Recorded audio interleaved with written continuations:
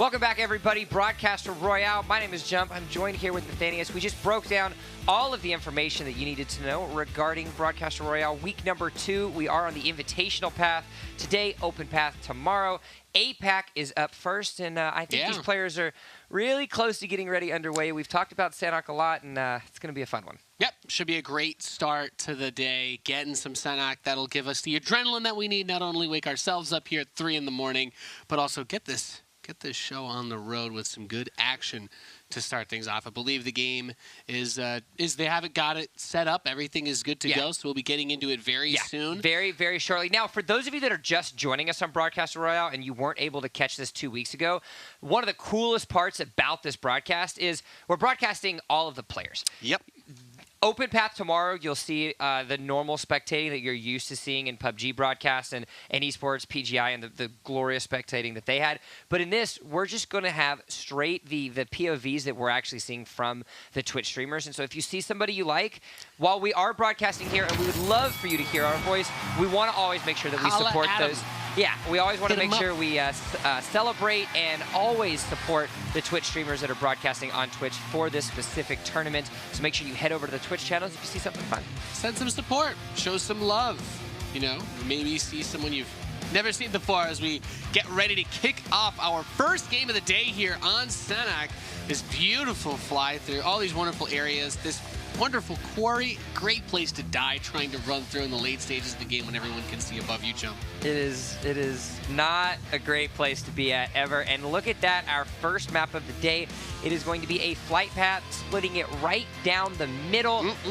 And something that we actually got to see that was it was very entertaining is while usually if you played this map, you know, in your own client and everything else, you'll see these really hardcore hotspots, and a lot of these players have really been trying to avoid that, as to, you know, try to avoid some early deaths and some early exits. With so much on the line, it's not surprising that a lot of the less confident players are, you know, maybe the more careful. You can still be confident. You want to avoid landing somewhere where you have to fight early on, just because there's so much money at stake and you get almost nothing for dying at the start. Even if you're able to trade with someone, you're like, oh, we killed one of them, but I lost one of my guys. Or it's like, oh, we wiped the team, but we're all really hurt. Maybe we don't have as much meds. Suddenly, surviving and winning the game becomes a lot more difficult as we're going to see these players start to come down. As we're looking at our DTN team, Landon, this detonator hitting up outside of this camp. Yeah, and so for those of you that are unaware and just joining us from, you know, the beginning of the broadcast, remember the top 20 teams from both the Invitational as well as the Open Path will be making it to the regional finals. And so while 20 out of 40, you know, you have to be in the top 50%, doesn't seem like a crazy gap that you have to overcome. In a lot of ways, if you have one early exit on any of these 5 maps, it could put you in a rough spot. Yeah, and for a lot of people, you know, you gotta. It comes down to maintaining your confidence, getting a bit of momentum going. You want to be playing long into the game, also keeping yourself warmed up, right? You know, you don't want to be out early and just waiting. We're seeing the teams are going to begin that loot up process. Taking a look here at it's going to be Hero Z. As you can see, remember, we are looking at the point of view of all of the streamers, and so we are going to be popping the map back and forth as we do see the first circle has actually decided to show up. You can see it's going to be on the northern side of the map, and with that being said, a large majority of the players have found themselves on those southern islands, and so they're going to have to get themselves looted up in the next 90 seconds and get themselves over into that first circle. And we're taking a look at Mercedes over here looting as well, and I think that's a good point that you bring up. The circle being so far up to the north side, a lot of these players might have to reposition a little bit more than they were expecting. It is Sanhok, so it's not impossible to get up there from the bottom side just on foot. A little bit smaller, 25% of what you see usually from Erangel. Yeah. So you're going to have a decent little bit of space to go. And that's what that makes me excited to see when the engagements start on the south end. There's a lot of open space for those players to move up, but we're going to have our first trade out here. Ziyang able to down 20, looks out to the side and picks off Mint, cleaning out the team. And that's our first, I think that's our first team elimination right there. And just like how you have a winner-winner chicken dinner every game, there always has to be one loser. And unfortunately, our first loser has been decided. Well, only one team can actually hit first place. Everyone else has to lose, Jump. Even if everybody knows the pain of finishing second place in PUBG. If you're not first, you're last, right? That's right. All right. A second place finish, you still feel like a loser. I know. I don't want to trigger your thoughts on the normal games that you have to play on a day-to-day basis, but it'd be a lot better if I was doing with you. If you have my back. One day we'll get there. We'll get there. And look, we've got a nice little change of pace here, as we can see another team wipe as BB71 was able to pick up 2 kills there, the full down on the Jumac. 31 teams are left alive. We only had 33 teams in this first server, so what we can see there, and as we can see as Wappen 2, it's going to be Jumac's teammate Witching. Yep. Witching our Korean players calling out, unsure whether to open whether to move through, just holding this window position. She's got the shotgun, so yeah, that double barrel of power right there. We've all been a victim of the double pump to the face, just ending your hopes and dreams on an early drop. Or whiffing your double pump and you're just dead because you have to reload that thing and it takes 5 years. I'm much more familiar with that one. Yeah. You get so happy, you pass, you'll find attachments, you're like, oh, I need a gun. You find that double pump, and then out of nowhere, the first chance you get to actually blast somebody, it's just complete whiff.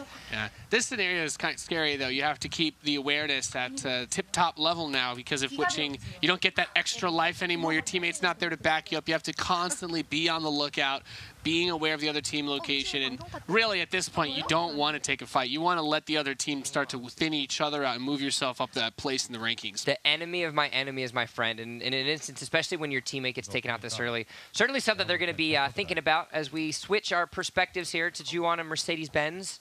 I bet he was so happy when he registered his username when PUBG first came out. He's just like, yeah, nobody else took this one. It's like, well, why did you really want that? He's like, I don't know, man.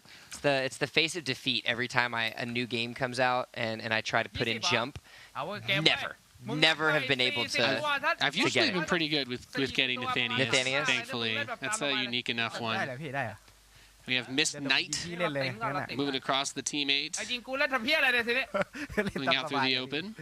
I like the loose attitude they had. Some of the games that we had in the last week, it was just very, very short, very quick communication, extremely efficient for something as competitive as this. But they're still streaming, guys. They're still streaming. They're still having themselves some fun. So helps yourself out. As you can see, the blue has finally started to get itself in. It's about 2/3 of the way through before we get to start to see that next circle move. And some of those players forced to run up. Doesn't look like they actually have too much in their way. So most of them should be able to get to the circle without too many engagements, and I say that in a couple tries to begin as we've got Witching's found a vehicle. She's making her way back into the circle now.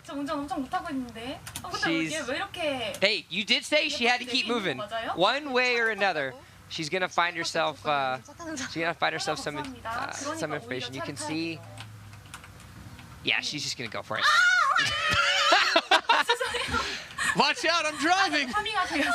Tree, why do you have to be there? No, it was tactical. She meant to. Oh no, she's going back to the car. Okay. She had so much force on the car that it recoiled off of the building. The car back 20 meters. You know you're terrified. This is the quality gameplay that I was looking forward to today. Who needs anything else? Just a stroll through the forests of Sanhok. That's how I enjoy PUBG. Pedal to the metal. As long as it's not a 3-seater bike, right? I'll roll those dice. I don't. You much more confident than most. I've had way too many terrible experiences on that. I don't think I'm going to touch that one again. I like to think of it as you're taming the wild bronco. Yeah, living life on the edge. Yeah, exactly. Playing a dance with the devil every time you get in. One day he might lose, but damn it, one day he'll win as well. Yeah, so the teams all close in now on the circle. A couple of them coming up behind that we can see there behind Team Miss Knight. We got Yuwu and his buddy moving forward, and that next circle is going to appear, condensing a little bit more towards the eastern side of the original. Important to keep eyes. There could be a firefight with these players very soon. They're very close together. I don't know if they've spotted each other. And we haven't increased the damage at all on these first blues as well, so you're not going to really have too much damage. So you can see some people actually kicking themselves right out the zone, but it looks like a nice little down there. He's going to take down Rakoder with that QBU. He's going to have to try to find his teammate and see if he can get that full team wipe. Yeah, Team Misty Knight doing Miss Knight doing pretty well there. Gets the finish off on Recoder. Those each kill right there. That's worth 4 points. Very important. He wants to get his teammate up. Be cautious about the push. He's going to try to peek him on the side of that tree. Did a little bit of damage, but I don't think it was going to be enough for it. So now it's the decision of, do I revive my teammate or do I wait around? This is first-person perspective, so you're not going to be able to revive and check yourself out around the hall. So he gets a little bit of a bait there, gets a nice little piece of damage, but it's still not going to be enough just yet. Oh wow! Picked off, and Miu swings it back. Oh my goodness! He thought he was going to get pushed. He had him halfway revived, and he's like, all right, I'm going to stop. I'm going to peek. He's like, I think he's going to be pushing me. He wasn't pushing you. Yeah. You lost the game. Yuwu with Ouch. Yuwu hitting him with the uwu. Not bad. Meanwhile, back on our tour guide of Sanhok, we have exited the vehicle. We are now getting ourselves a nice stroll to the southeastern side of the circle. She is still inside the next circle, so she doesn't have to worry about it. On our left, we can find ourselves a nice little bit of a shack, as well as a little bit of a destructive road. Yeah, I like how you put it. Our wonderful tour guide getting and you know what? She's made it this far without that teammate, and just got to keep moving. She has a double barrel shotgun. She has the M4 with a with one simple attachment on it, a cheek pad, a little bit of bullets, and an energy drink. That's all you need. That's all she's got. That's all she's gonna go with, and the longer she survives, you got a gun and a dream. A gun and a cheek pad. I'm just gonna throw the cheek pad at you. Or maybe she wants to take a nap sometime. She can prop it up against a tree. Doesn't have that neck rest, so you gotta improvise. It does have that neck rest. The spotlight crates. Yeah. Get yourself a little travel pillow with those spotlight crates if you haven't done so already. Link up that Twitch Prime. We are that smooth, we ladies are and that gentlemen. smooth. And that is not going to be the worst joke you hear today. We're following Team Mercedes-Benz up on the top of this hill. They're playing it cool. They've got the high ground.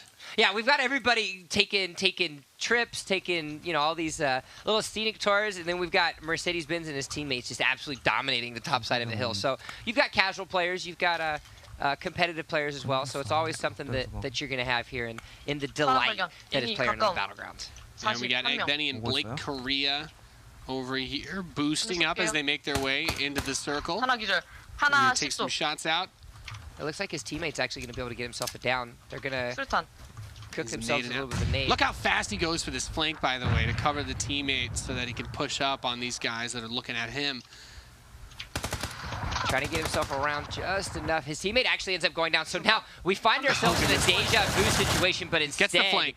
Yeah, he gets the flank perfectly, like what you just talked about. QBZ putting in absolute work, so his teammate will end up being able to be survived. But they're going to have to be careful because with this next zone coming in pretty shortly, they're going to have to be moving pretty soon.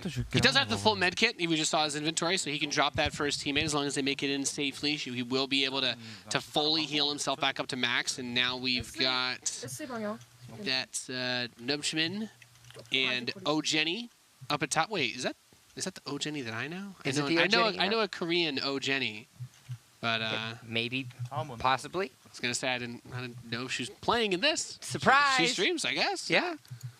There you go. She's even got the skin on the Car 98, so showing up in style. Yeah, and playing on the outer edge here. Got a decent amount of loot here. I think in this situation, as it continues to move northeast, we're going to have a bridge cross. Oh, the tour guide's down! No! The tour guide leaves an early exit. Look at the dedication. She's even got the level 3 helmet as the sub icon. I don't know if you noticed that on Hashtag passion. Hashtag passion.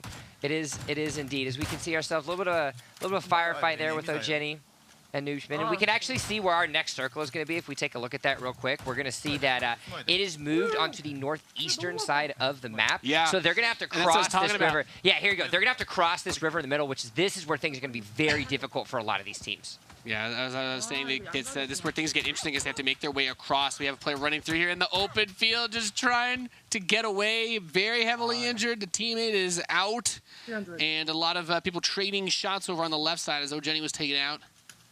And now he's just got to run through the open field. This is one of the worst feelings in PUBG, when you're like, I've got no cover, but I have to get to the safe zone, and people are taking shots at you. You're just sprinting for your life. Yeah, and she knew at that, she recognized as well that she had to make herself across that river. So the sooner that she goes with that zone moving in the next 5 seconds, Things are going to be pretty scary if she's not careful. As we actually see Juwan and Mercedes-Benz as well already finding themselves in the circle. 39 players left alive.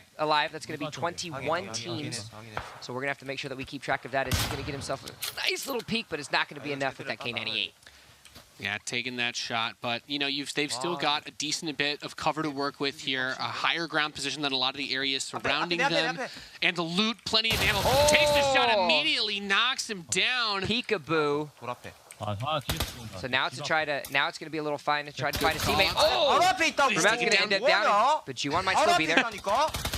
The shouts of anguish. His teammate was actually able to pick him off, so Mercedes-Benz gets the finish off on the play that they killed. So it's 2 more kills for them. 8-point pickup there. As and the big revive comes in.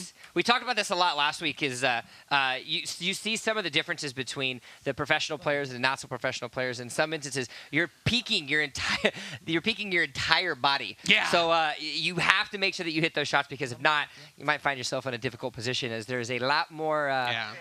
You're not just blind firing. There's a lot more fragile material that they can exploit. You're not just holding your gun out the side of the rock with just your hands spraying it all over the place. It's not that type of shooter. Well, I like this hill play. These guys are getting very close to each other. As I believe that's the team green right there, right? Green and green. Green and green. Green and green. Found themselves at Dalby and Kiddick. Doesn't look like they want to do. Doesn't look like they see them actually. Nah. They are in the blue as well, so they're going to have to make sure. This is going to be the 3rd circle, so especially once it hits and Phase 3 ends, as we get ourselves closer to Phase 4, this is where it's really going to start chunking yourself down on that damage. Yep, taking a lot of damage. You have the call-outs coming in as the players are making their way through. We have a couple teams in boats, it looks like, out in the water on the very north end. Oh, Some shots being taken out. It's 2 different teams in boats. I want to see if we can get a there's a care package out there in the water, too. I mean, hey, you just got to do what you got to do to get that care package, I guess. And meanwhile, the snipe meme is strong, trying to hit some shots here. Now, those players are going to be pulled off the water as that next circle is heading towards the land on the east side by Cow. Man, getting off those boats over there is going to be risky business. I also want to draw attention to the fact that in the kill feed, he actually just went down. Yuwu dies to Minoru, but he took 2 other kills in that kill feed before going down. If you remember, his teammate went down a little bit earlier, so still being able to pick up those 2 extra kills before he goes down is going to be huge for them in the leaderboard as we look forward to that next game. And Mercedes and Juwan managed to find a team that they take him down. Picks off, I think it's Milk Tea Cat. I think he went down. Looked like he went down immediately, so it was just a player on their own in that buggy running over. So these guys are just going to keep making their way. They've got a truck here. Don't know that you want to get in it at this late in the game. You don't really have that far to go. No need to make a bunch of noise. No scenic drives for them, it seems. See, that's what you got to get. You need to get that. You need to get that. You need a tour guide, man. Get in the truck and just do donuts. Yeah, where's our tour guide? Get witching over here.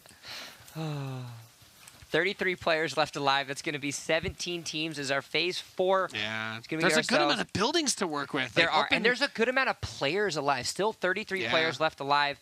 As we can see, they're going to be on the majority of that western to southwestern side of the map, as you can see. And it does look like our boat friends have decided to... they made it in. They have decided to deboat and get themselves onto the shore, as Headshot actually ends up picking up himself a kill. As we switch back over now to check out 2 of our other delightful Twitch streamers, Piran and Makma, get dinked immediately. Tries to make that shot with the M24, not able to do so. That AKM knocking him down. Blake Korea actually just taken out with Kidduck. Those players have been eliminated. And Exquelza gets the full kill now. 30 players left alive. Phase 4 still has about 50 seconds left, but again, this is where the circle's really going to have to start, or really going to start hurting you in a lot of instances if you're not careful. As we can see, Piran's going to try to go a little bit of a flank. Mac was going to try to get himself healed up as well, but they're going to end up fighting themselves. He's right there. Oh my God, he's right behind both of them. Now, Macma's not following him. Look how patient he's being. He doesn't know where the teammate is quite yet, so he doesn't want to... He takes the shot. He knocks down Yaja. He's looking to the side. Swit is still there. He's got the high ground on him. He's moving. We see he's peeking the rock. Is he going to push? Oh, my goodness. Man, he gets him. Tries to get a little jump peek, and the process of elimination shows that he's right behind. Does end up going down, but his teammate is still there. Yeah, teammate is still there.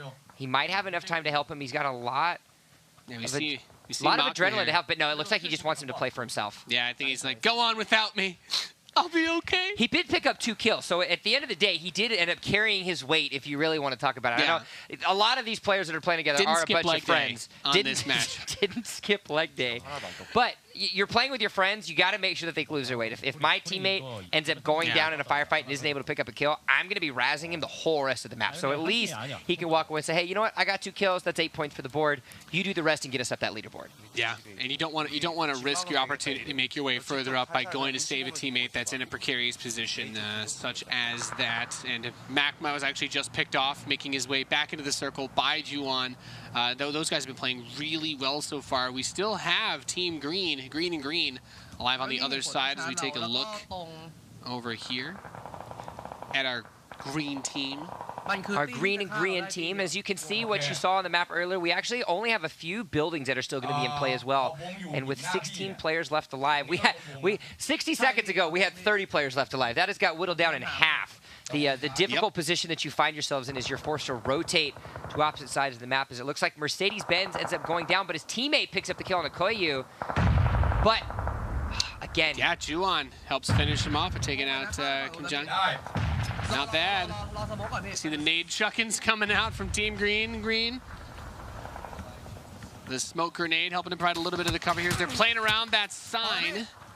The sign says paradise, but in this situation it feels like anything but.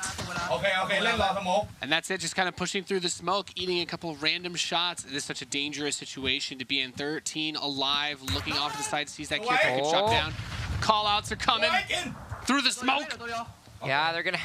It is definitely a bob and weave situation, as you can actually see with our next circle as well. There is 1 building left alive in play, so they are going to have to be... Oh, there's no buildings left alive actually in play. Next circle. Yeah, and you can see the rotations. You actually have Juwon and Mercedes-Benz, a duo that we have been following the entirety of the match, have actually great position as they find themselves 2 of the remaining 10 players left alive, 7 of those being teams. So a lot of solo players are going to have to make sure that they're careful. We can see Cute Boy already turned himself into a snake. Transmutation has been accomplished. The intensity coming out of Team Green and Green. Very impassioned. Green and Green. We memed about it earlier, but Green and Green actually finding themselves in a pretty good spot. As it looks like Maggot Man actually naded himself. So nice. And Cute Boy is just chilling on his own, running across naked. While our other teams go over to, we got Joker trying to take the long shot with Mirasi. Pour out some energy drink and some painkillers, everyone, for Maggot Man, and just like that, Juwon ends up picking up that kill. That was faster than he had an opportunity to check it. Yeah. As it continues to boil down over here. And we've got Juwon and Mercedes looking across the gap. We got Vang and Rush Bro, Cute Boy and Pack Effect are on their own, as well as Headshot. It's a tense situation. Juwon, now this is one of our last duos in a full team, takes a lot of damage, but Mercedes is able to take down Pack Effect. Pack Effect actually took down one of the other solo players. So that's a 2v2v1 for what we're looking at. And just like that, it's going to be Mercedes-Benz with the kill that we just saw on the Spec client with Pack Effect. Ended up being able to pick himself up that kill. Juwon and Mercedes-Benz have been going off this far. Yeah, he's got to get to Juwon, though. He needs to pick him up. It's 5 with 3 teams. If they can maintain this advantage, if he can res his buddy. But he's picked him up a few times this game, so it looks like he's just going to bleed out. He's not going to be able to save him. 4 players. Juwon ends up actually going down, so he told him to play for himself. I like this decision with this little amount of people. You don't know where anybody is. You don't want to waste the 10 seconds without any sort of scouting, without any sort of vision to try to get yourself a res teammate when you don't know that somebody could be lurking around right on that other side. So he's going to end up getting himself. He is on the far side of the circle. It does move slow enough, so he will be able to outrun it at this point in time. But he's going to get himself off onto that utility. Oh, he's going to get a height. Is he going to get a stop? Ooh, he's waiting. There's a little bit of a peek. Shot. Ooh, I'm not too sure if he was able to get that. Not able to hit pay dirt on it just yet. He's going to continue to push forward, switches back to that AR. Just sprinting across with reckless abandon. Mercedes-Benz not shy to take a fight here. Wants to push up on his opponent. So there's going to be 3 members left alive. So now it's going to be technically a 1v1 until he gets the res off. But with that down, that's going to be immediate knowledge that Mercedes-Benz knows that he's going to be trying to get himself with his teammate res. And so he's going to try to push up right on the other side of the circle. He doesn't know exactly where they are at this yet. He's going to try to get himself a little bit of a creep. He's got nades that he's going to try to cook and through, but that's going to be enough time for them to be able to get the res. Yep, and that's such a crucial moment to be able to work together as a team. Now, Mercedes-Benz has played a great game with Juan. Can he close it out on his own? We see him trying to use those grenades, a light amount of cooking, just a little bit of a simmer on that side, trying to get a little bit to help even the odds here. And you can see it's actually a rough situation for him because you, as you can see on the bottom of your screen, his helmet is not in good position right now. So any sort of good headshots by the enemy team could spell disaster. And the nades are coming back the other way as well. You throw him at me. Oh, that's going to be a lot of damage. He does have a full med kit, so he's going to be able to get himself up. But are they going to push? No. He's got the cover. It does look like he is inside the circle, and he knows exactly where those nades came from, so he's got a rough general direction. He needs the sickest double kill to pick up this match. I mean, the pressure is so real in this situation. He's looking towards the side of the rock, trying to be aware of the enemy position, takes one of the shots, not able to take him down. That's rough. He just revealed his position away, so they're not going to be able to get himself just a little bit of a flank. There is still just enough of that ledge for them to be able to have it. He's going to try to pop some smokes. He's trying to create that path with the smoke grenades, block the vision as well.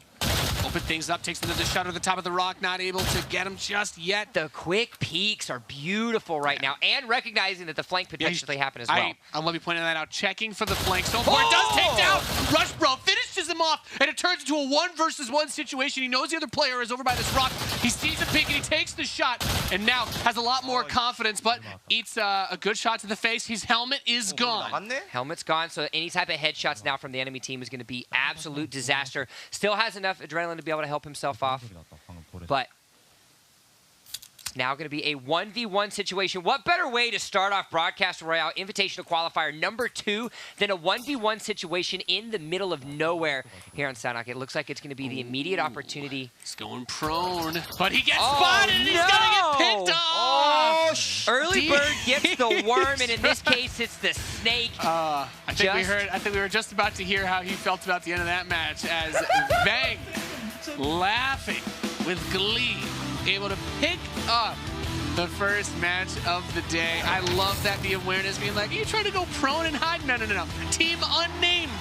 Rush Bro and Venge7 walk away with the winner chicken dinner in an already exciting start to the APAC region. Congratulations to them. They will get themselves 200 points, but once we figure out the kill standings and we actually see, I wouldn't be surprised if we still have Juan and Mercedes-Benz taking the #1 spot, because it was kills, all in their favor. Yeah, this is an absolute bloodbath. They played a great game and really came down to the wire. Up to the very end, that match was just intense. Just vulturing on top of that rock to be able to pop him down onto it. And whew, it was good job spotting the prone player. That can be tough. It can be. It can be very tough indeed. But they do walk away. Do not forget, we have the Spa Day crates up and available for Twitch Prime. If you do have your Amazon account or your Amazon Prime account linked to Twitch Prime, link that with your PlayerUnknown's Battlegrounds account. Get yourself the Spa Day crates. And with that, we're going to kick ourselves to a short break. When we come back, Broadcast Royale continues with the APAC region.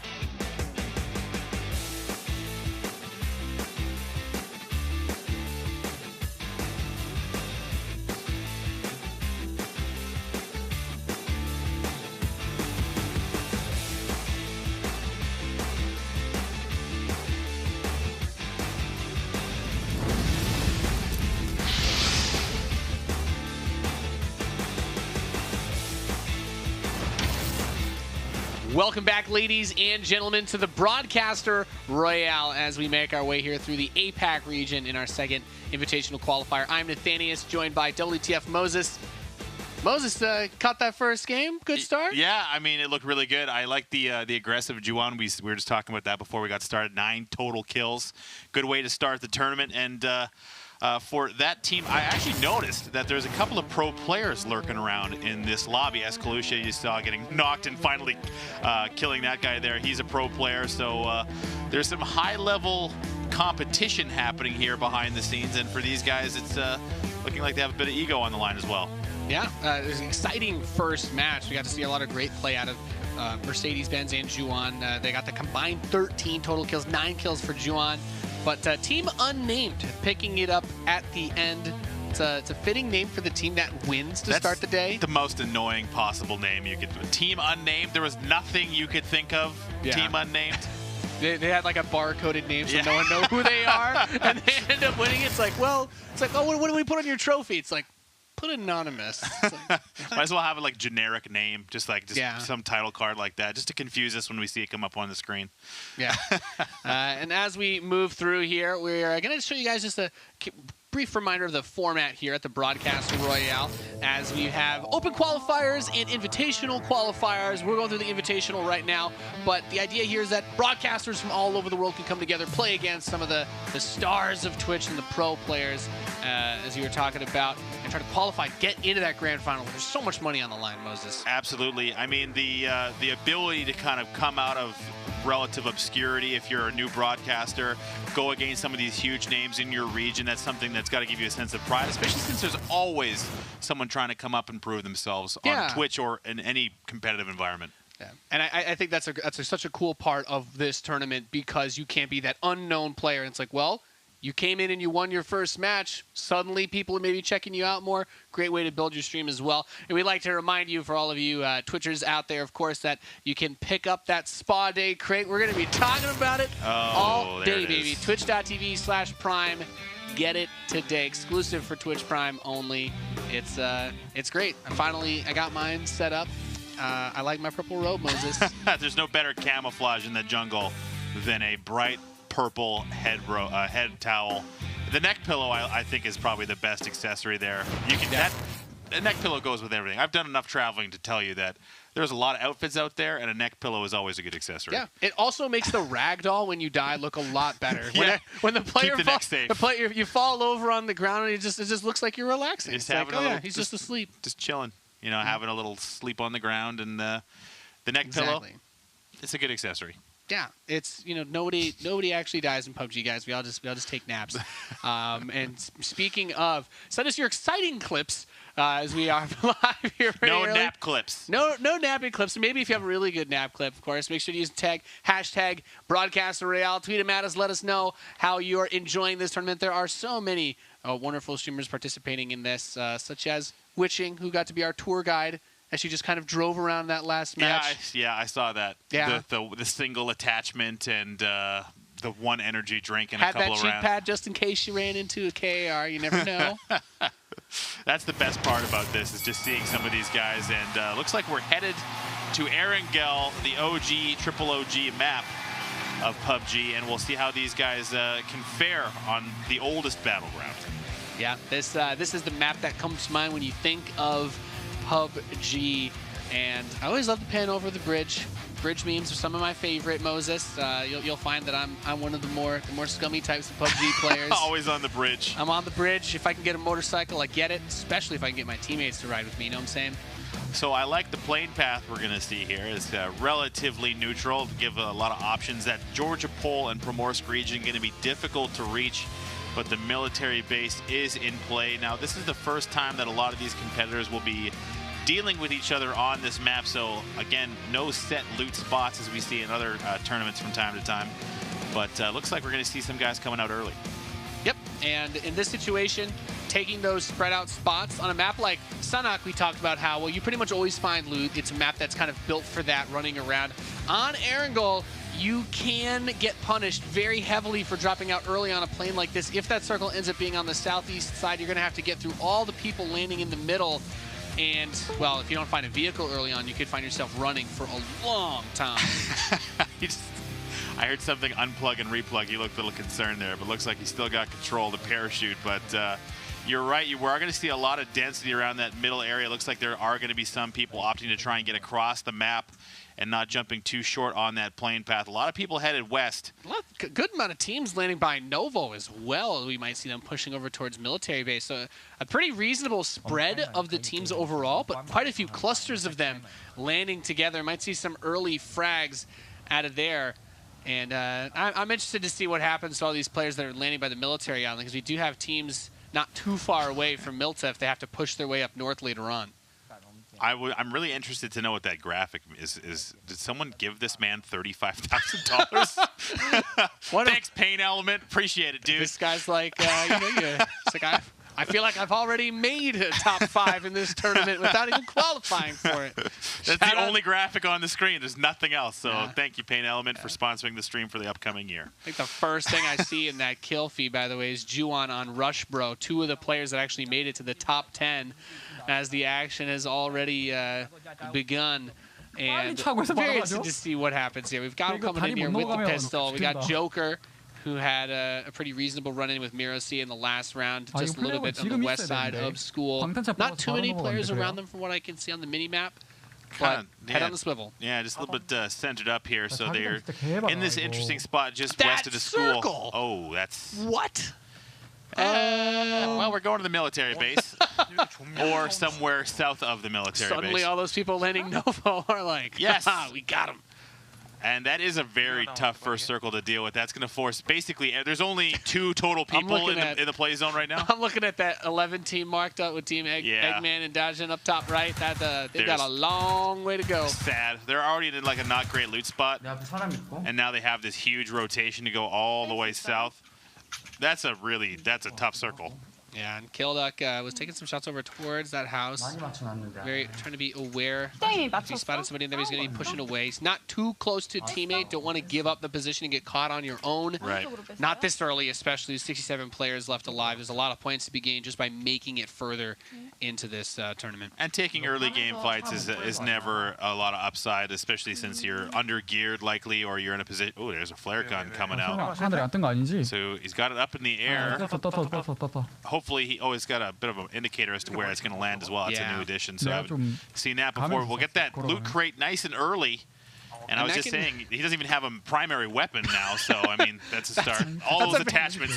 He's going for the attachment build. It's a bold strategy, Cotton. Yeah. And also lighting the beacon to basically say, please come kill me. We got a care package coming down here, the premium care package. Well, he needs it at this stage. I mean, he's got the VSS Car 98 super combo. I mean, there's always that guy you come across in a game where you kill him or you're looking at his inventory and it's just confusing. This is that guy. Why do you have 7 scopes? Why do you have 2 shotgun belt loops? You don't even have a 12-gauge round. What are you doing? He's pressing F at all times. Yeah. And just going for the kleptomaniac build, as it were, as we take a peek over the top. Some of those teams over by Nova that we were seeing earlier. And yeah, players trying to make their way down towards that circle as well, which is going to end up being, I think, an interesting factor. Yeah, that southern portion is going to be very dense, and you can see now. He doesn't look very looted at all either. He's like, we had to get a gun, and we had to just get going. Yeah, there's not a lot of options here because you have to try, if you're going to play the competitive mindset, which is grab a center compound and just kind of chill. You can rotate see around there. And just let the circle close around you because there's so much water in play here. It's going to eventually shift onto land, so you can see where Team 22 is kind of positioned themselves. That's technically dead center, and there's some great compounds right there, but you're going to be trapped there because there's going to be people coming all the time. So the military base island is just going to be a really big cluster here, depending on how these guys want to rotate initially. But we're going to see a lot of boats in play, and here's the first one. Yep, taking some shots as they're trying to make their way out and trying to land with that mini. They're going to turn their way around the corner, not able to pick them off. And, well, it just gets into these weird situations because you have to ask yourself, how are you going to get across to the military island? Are you going to risk the bridge? What if someone comes at you? Their care package, by the way, delivers them one of these bad boys. I think this is your anti-bridge camper, perhaps. You're like, well, we can just charge straight through with this. That armored UAS is going to be very nice for pushing through. But we were talking about their rear loot as well, so we'll see if they end up with good enough kits. The armored UAS is like deceptive a little bit because it's a little bit slower. It has a little bit more armor, and you can't see out of it in first person. So it's nice to have from like a, I don't know, intimidation factor standpoint. But I would almost prefer the double drop that you get from the flare gun, where it drops you that special 2x crate. Yeah. But either way, they'll use it to as much effect as they can. We can see now already that. That initial rotation starting to happen. No one is going to have time to loot. That circle was not good for literally anyone on the map aside from those select few who decided to go to the military base. Yeah, and that was at the end of the plane flight as well, so you can't really blame most of them for assuming it would be a little bit more centered as we have our players coming in now towards that south side, and the circle's just now starting to close in, or is going to be starting to close. So it'll take a while to get down there. So the players still have some time. Aaron Gullah does move a lot more slowly as far as needing to rush, yeah, but you have a long distance. Phase, yeah. We still have players in the top left of the maps. Is somebody's on a boat in like the top left corner or something? Yeah, the nautical crew on their way. But the one thing that is a bit of a factor when you have these extreme circles is that the circle will always move fastest the further away from the zone it is. Yeah. So the circle is going to move super slow off screen. But if you're at the top of the map, like we see Team 13 and the guys on the boat, you have to haul it because the circle's moving a lot faster to try and keep up, because it always has to come and evenly center on that circle. So that high side is going to be coming faster than you might think. I love this, that the team strategy at the tip top of the map was to get in the boat and just ride the whole way around the map. And there's actually a few of those teams over by Georgia Paul. I'm very interested to see what happens to those guys that are trapped up there. As we have attachment guy still at it. This might be a different attachment guy. He doesn't have a Car 98. Yeah, so. multiple quick draws, extended mags. Like, well, I just swap based on how I'm feeling. I talk about that all the time. Like, just you don't need to pick up literally. It's like a vacuum cleaner. Like, you know what? I might need that second flashlight at some point. What if an enemy comes behind me and needs that? He takes some pot shots at this UAS down the road. Gets a little bit of damage on it, but not able to pick off anybody inside of it. And yeah, I completely agree with you on that, Moses. I'm like, you looking at the amount of stuff that the guy has, and it's like, well, do you really need that though? Do you though? Here's the armored UAS finding its parking garage. It's like Sam's hot car lot out here. Just holding it together. 램퍼가 Still holding on to that flare gun. There we go. Oh, that's gotta feel good. There we go. That's no better feeling. Summoned Exodia. He's got all 5 pieces on that M4. That's a good feeling. When you've been carrying those attachments for no reason for so long, and finally you can just right-click on all of them. So that's what they were all for. And I know iJoker with Miro over here. They're just across the way from Green. As we have. How did you say that? Escalusha? Escalusha. I believe it took me about 3 days to figure that out. He was at PGI, and the first time I saw that, I'm like, okay, there's a Z and a Q and a U in a line here. This is not going to be good for me. But it's a dangerous name for a commentator. Yeah, especially when you're trying to like roll it off the tongue. Escalusha. You can hear the flare guns, and this is that important compound I was talking about. This is on the military island, just outside the proper base, but it is basically dead center. So holding and protecting this compound is going to be important for this team. Yep, and there's a lot of those building areas to play around with. A decent little bit of the woods on the island, just depending on how it moves around once it reaches this position. Still a good amount of players even in that top half of the map, still trying to make their way down, and I'm wondering when we're going to see people start being taken down by the blue. As Escalusha's team, they haven't really engaged Joker just yet. We see the peaks, but no one's been able to get it down so far. Not going to happen, I don't think. This is more one of those situations where you just kind of take a look at each other, make sure that everyone's taking deep sighs every once in a while. Make sure you're not getting pushed and you're just chilling. Just chill. Well, they got the zone, right? That's the strategy. Yeah. And there's no reason to risk giving up their good position in a situation like this. There's still 56 players alive. Of course, you're playing for the kills, but you also naturally want to get the high up position, get that 200-point first place if you can. We were in the back trying to, at first read, I called that guy FIFA Targaryen or Soccer Dragon, if you will. So I think Soccer Dragon is a great username. So for those of you watching at home, that's Soccer Dragon now. I've changed his name for him. Look at all those people in the blue. They're trapped. You know that I'm still looking at the team that took the boat. Man, at some point, I wonder if they have enough meds to make it. I'm just looking at the boaters on the left side. They've just been driving that boat non-stop the entire time. This whole game, they've basically just been in a boat. It's magical. We have this team healing up. We've got U-Kid over here with Mental. And they are just a little bit south of that position we were talking about with Escalucia and Joker. This is a classic hold. I mean, a lot of times you'd see teams split hold this first compound at the bottom of your screen in the northern compound. But, I mean... Is he taking pot shots? I feel this guy is under-geared. I mean, Soccer Dragon, get it together. That's one way. That's one way to do it. It's like, well, I don't really ever use my 45 rounds, so... Might as well. Doesn't have a lot of ammo in that primary weapon. This is kind of the downside of grabbing those important those important compounds early in the game. Is you don't have that time to get looted. But meanwhile, it's more so everyone dealing with the circle, which is the MVP so far. I like Mr. Urine, by the way, there, who drove that boat to the south side, and then he's just chilling. Yeah, he's just like parked his boat out there. No one's gonna see me here. I'm good. Oh, cute boy. If this is another, this may be another pro player. I cannot recall. There was a cute boy at PGI as well. There's a couple of boaters out there. That's a sentence I'm going to regret later. You know, there's cute boys everywhere. It's a great world we live in. So we have this team coming in now. I'm still curious. Yeah, most of the teams, there's still some people running around outside the blue. That circle was so punishing all the way at the very bottom. And the next one is still going to hold towards the southern edge or the southern half of the military island, giving up some of the bridge area. But and also a couple of those houses that we were talking about as well. The ones on the compound are in extreme proximity, should be fine. Yeah.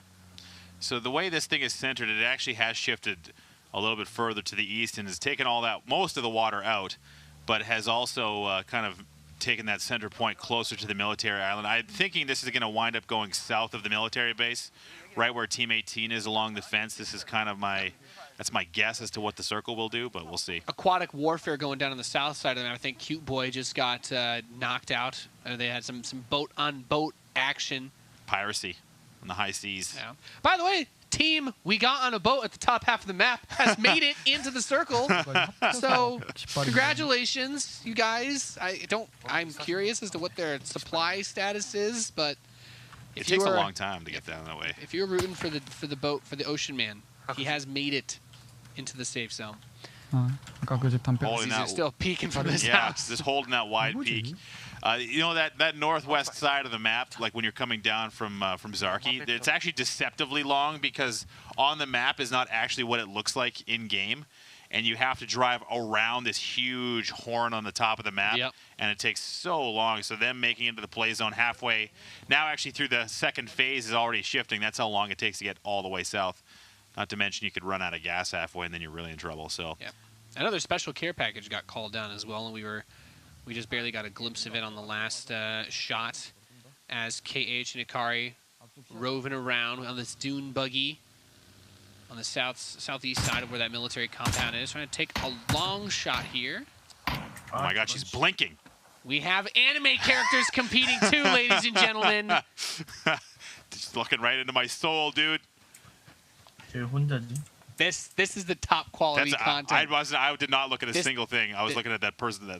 Is that an animation? Yeah. Is that one of those crazy webcam filters like the dog? That's become a thing. There's a YouTube character that literally only does that. It was only a matter of time before our Twitch. We've got people doing this. I love it. We had a wolf competing in the open qualifier for Latin America as well. I identify as a wolf, so that's great. Yeah. I love it. I'm glad we got to see you Woo's perspective.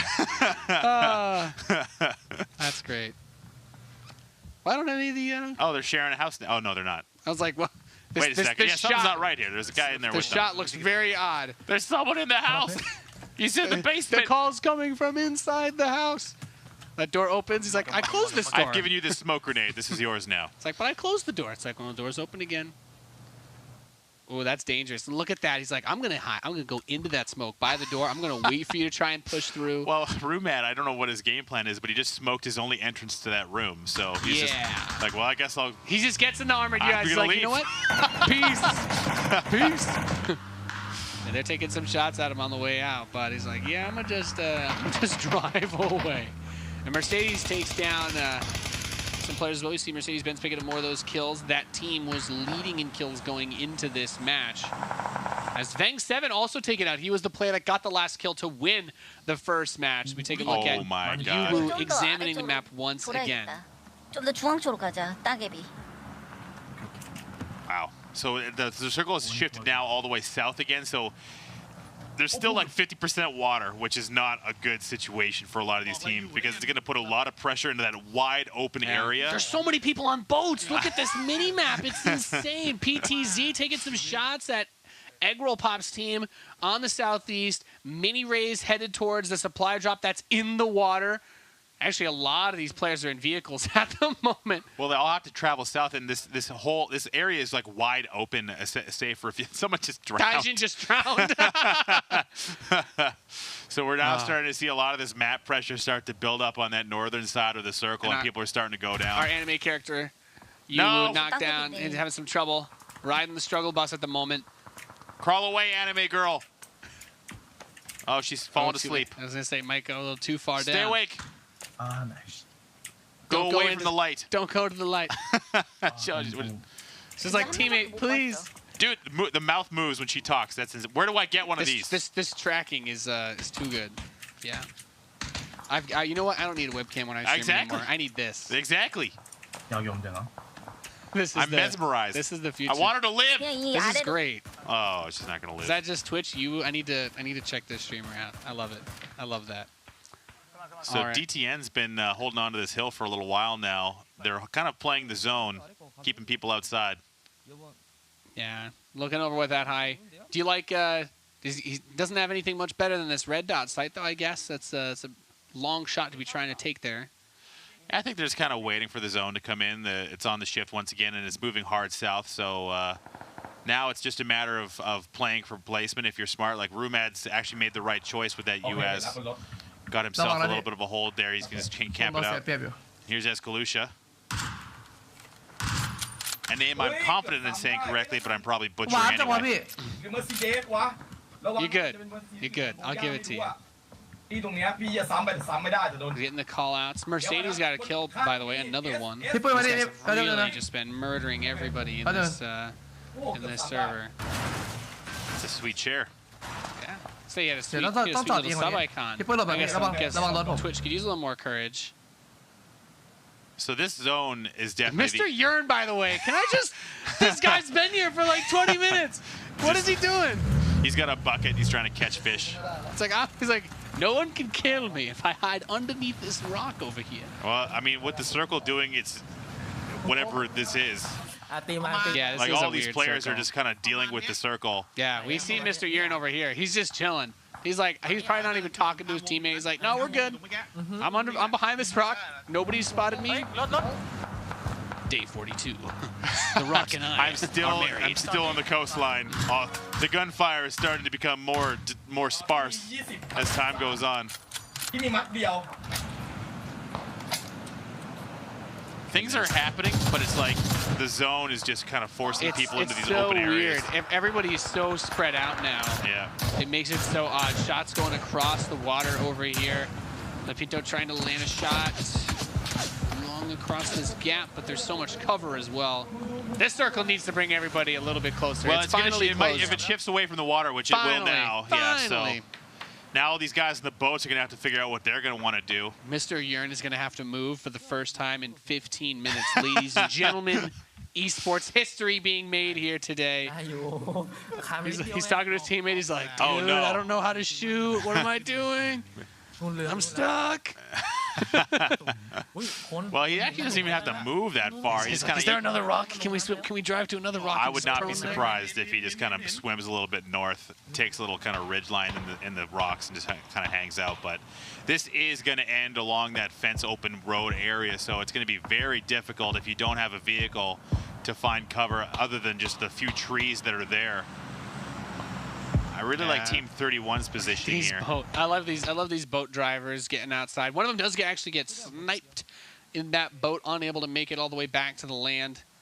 This game was so weird because of all this water play. Yeah, it's just it's difficult to deal with the circle in this situation. But the water has finally adjusted out. Normally it happens a little bit earlier, but now we're gonna have all these guys coming inland, and along this coastline on the south is where most of the fighting is gonna happen. Yeah, Mercedes-Benz knocked down there as well. Let me take a look at Pinto one more time as he's checking. They're just playing the rock position. Mini Race is actually very close to both of them. He's just underneath them, and Hikari is not too far off on the other side from Team DTN. It's a weird 1-1 versus 2 situation. If they could sandwich them without realizing they're working together, maybe. Pack Effect and his team's coming in now as well on a boat, just straight in. Ooh. What up? Last NX and Pack. All right. Hurt bad. Did he get down under the water? He's in the water, but Pack Effect can't come out of the water now. But it looks like Mini Race is going to make his move coming up those rocks. Antoine got down from the other side, so I think he's trying to just fight while his teammate's down, and he's going to go for the res. He might get this flank. Yeah, this is going to be real. Coming. Yep. You can hear him. You can hear him moving around. He's like, oh, I guess he's going to try to run to safety. Canceling that res was kind of a tough choice, but looks like it's like he doesn't see. Here's Mini Rays. Oh, he found him. Wow. And wrecked. That's a nasty way to go. He had the opportunity. Luckily, he shot the guy with full health, or else they both would have died there. But Leo Pinto is gonna be, or sorry, it looks like Antoine and Icon are gonna be able to pick that up. So that's a good start. Well, and this is only a little bit further northeast of where those two just were. It's Hikari, right next to him. Yeah, it's just a little bit further. If he's not careful, they should be coming up on his flank. If Pinto and Antoine move up. Mr. Urine, by the way, is finally driven to land. PTZ and Zuyang fighting on the southwest side. PTC is taken out. I think iJoker, Team 1, has the best spot. Like, they have no one near them. I think the circle is probably going to shift a little bit more centered now. Who knows with this game so far, but... this cluster of houses by the people packing in. He's like, oh, Mr. Urine, pleasure to meet you. This sweet camper has been waiting for. He's like, is he going to come out? I was like, no, you don't understand. That's his strategy. He's not going to contest you. He's going to sit there. I like how only half of his head is in the frame on his webcam. He's the drowned man. Oh, goodness. Sweet camper doing his thing. These guys have been down every time we've came to them, so it's... A lot of meds used. Kind of low on his. He's only got 18 rounds there in that M16 now. Just trying to get some loot. 2 extra 7.62 rounds. Yeah, it needs to get that now. Okay, there we go. There we go. I'd switch that vest out as well, but that's just me.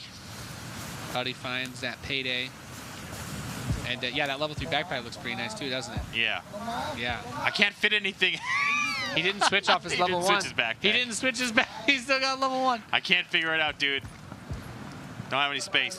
Science is difficult. You know what, though? To be fair, in these situations, it's a high pressure. Yeah. Exactly. You know, sometimes you just forget the simple stuff. It happens to me all the time. If you're doing this normally, your teammate's right to call you out for it. And you know, there's a lot on the line. You've made it pretty damn far. I would still grab the level. He's triggering everyone in the Twitch chat right now. I can guarantee you. Chat's like, just like, God, the back. There's nothing that a Twitch chat likes more than to talk about missed loot. Yep. Well, that's the biggest. That's the you're running by. It's like, oh, you missed that level 3 vest over there. It's like, what are you talking about? You go back. There's nothing here. There was never anything here. Yeah, exactly. It ends up being like a piece of garbage. Like, I think I saw a scope back there. It's like a pop can. Thanks, Twitch chat. Appreciate that. Well, they're never wrong, right? So, Hikari actually takes down Antoine, I think, as they're passing over on that side. Now, Pinto is able to finish off Hikari, so I think... Oh, there it is. Yeah, Antoine still dies because he got down so many times. He got down so many times as Hikari's picked off, but he did get that. He did get that kill. Get this man a backpack. These guys have they've had a very bloody match. He's got 3 kills. Yeah, he's doing all right. And now he's got to figure out how he's going to get into the zone. He's got a bit of a run now ahead of him.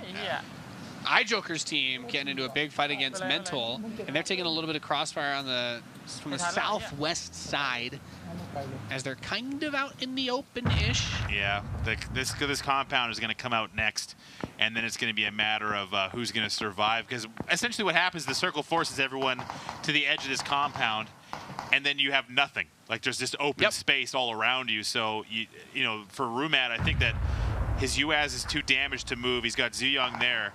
And Koyu we saw in the southwest, he has to move now, too. He doesn't really have a whole lot of time. Taking a look at Naklas at the moment. So he's looking out with that long range M24. He's going to try to lead that shot. Not able to hit Paydirt on the motorcycle team driving past. This motorcycle is just trying to... Oh, those are some nice shots landing. A lot of damage done. Oh, just barely getting away. Yeah. Going for the 25-bullet reload there. And Koyo got picked off during that as well, as he was trying to make his way from that water tower. We still have iJoker's team with Mersey. These two have been...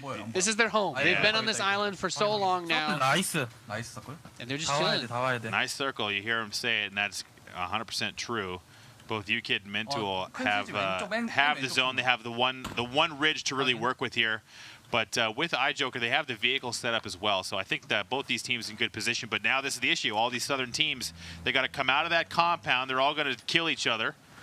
Meanwhile, you have it's going to be a bloodbath. Yeah, I mean, you all have to come out into wide open, no cover, right? So right now it looks like Zuyong has the best spot, but he's going to have 3 separate teams. These are all solo players now.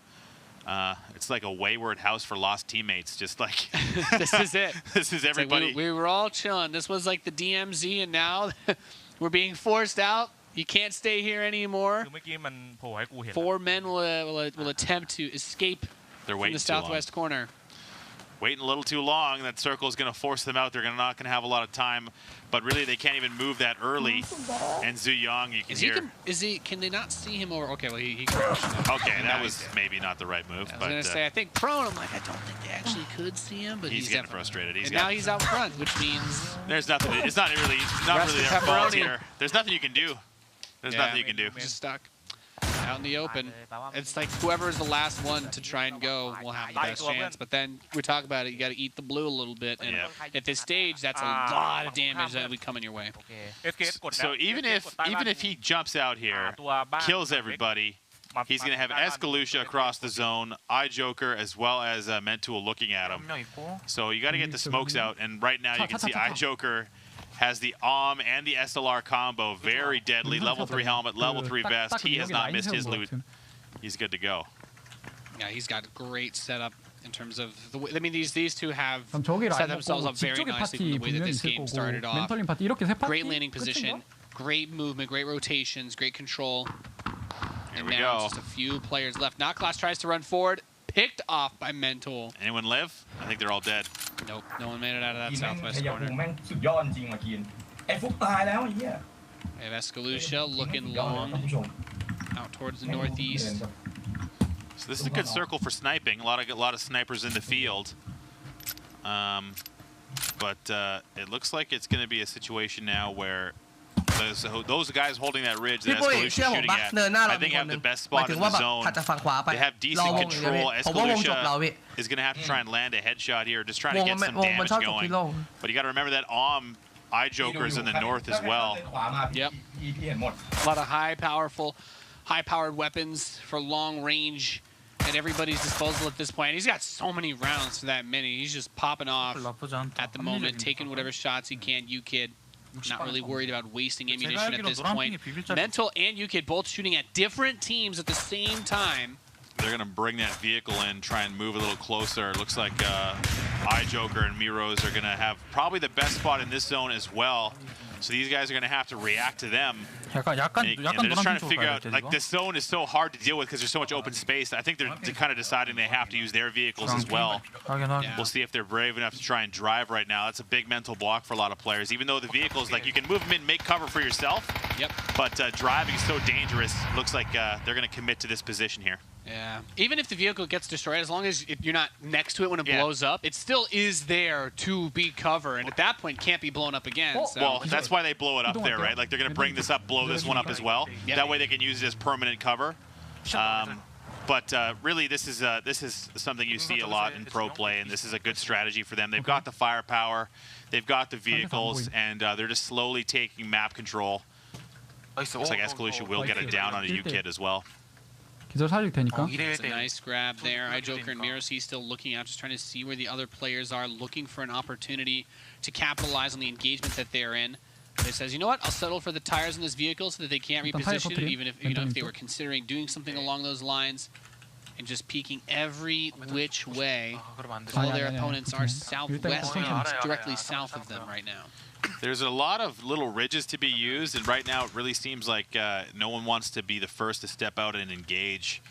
I think they have to be aware of the fact that iJoker's got the AWM and the SLR as well. They've been hearing these shots ring out. Escalucia, everyone's actually, U-Kit has not been rezzed. Mentool not able to really do anything. No smokes, no utility being used. Escalucia on a vehicle push, coming a little bit closer. Looks like this is going to have to happen now between Team 30 and iJoker. Yep, driving through the smoke there. He was able to get green, but he's very low, and they're going to pull over out here towards the center. Looks to take that shot, not able to hit Paydirt on it, though. He's out of ammo. He's got no ammo left. ไม่แค่กระสุนพอขอแค่กระสุน10 นัด The panic setting in. The panic is setting in. Like, I got no Give me something to do now. Like, all right, blow it up. Now we got the permanent cover. ได้ Get your marshmallows toasted up. พี่เอาไป20พี่ปุ้ย They're having to split stacks. He's got 11 bullets. 이걸? Can we cut the bullet in half? Nothing to be done. I mean, that's a really bad situation. Ooh, nice shot there landing. But it's one team with all the ammo and meds and everything you could ever want, and the other team with having to, split ammo like it's the Russians in World War II here. It looks bad. Yep. It's like, well, just take mine when I die. You get the gun, I'll carry the bullets. I'll pick up the gun when you're dead. Exactly. 일단 20초. And this AWM as well. You only have so many shots with that, so you need to be very cautious about the number of misses that you're going to be willing to take in this scenario. He got rezzed. Yep. He's got 왼쪽은 와야 되고 오른쪽은 아마 a little bit of a marathon man thing going on here with the survival. He's prone, but there's not really a lot of shrubbery that close to him. It's not exactly the most covered prone He's zone. got 6 grenades, so he's going to make his own little red zone here. He's going to make it rain. He might be throwing those a little short. 미친 자기장 존나 아파. iJoker taking. Oh, look at all the smokes they put out already. This is the longest they're going to have to drive. Now for iJoker, he took one in the cabin there. Looks like he's going to jump out in the smoke and try and med. Smart plays here. This has actually been the slowest developing endgame with 6 players I've seen in a while, but it looks like they are going to finish off Escalucia. This whole game, so weird. Escalucia knocked down there, at least he finished off by Mirosi. It's hard. They're out of ammo. I mean, give it all they can. That's going to be another down happening. So it looks like iJoker and Miros are now taking control here. Green is dead. It's 2 versus 2 situation. Throwing out the last of the nades there. Looking, but there's still no up-close options here. He's only got the SLR. 왼쪽으로 한명 돌았어요. Tries to take a shot through. Is able to down Mentool. So we've still got Joker and Mirosi alive. He says, okay, we'll stop, heal.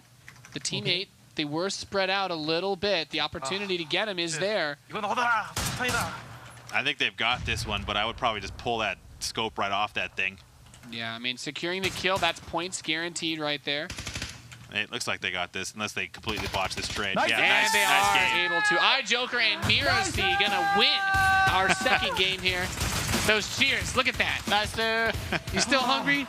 Gives them a few more rounds at the end. Like it, like the bonus ball, and really nice game from them. iJoker only winding up with 1 kill out of all of that, but Team Hot Steak Wings. Now that's I'm not sure. I've never heard of steak wings before, but I imagine it's a very special kind of cow. Very special kind of cow. You can only get them in Korea. big congratulations to them. You know, we talked about it. They had a really good landing spot. Only a handful of our teams landed on that military base by Novo, and they just played their position and rotations really well, and they didn't have to deal with most of the hard part of everyone else trying to scramble to get into the circle at the end. That's a really tough circle to deal with, but all the competitors played very well, and that is it for our second game of the day. And I guess we'll be ready for game number 3 pretty shortly here. Yep, we're going to be going to a break. When we return, more PlayerUnknown Battlegrounds action here. You're watching the Broadcaster Royale.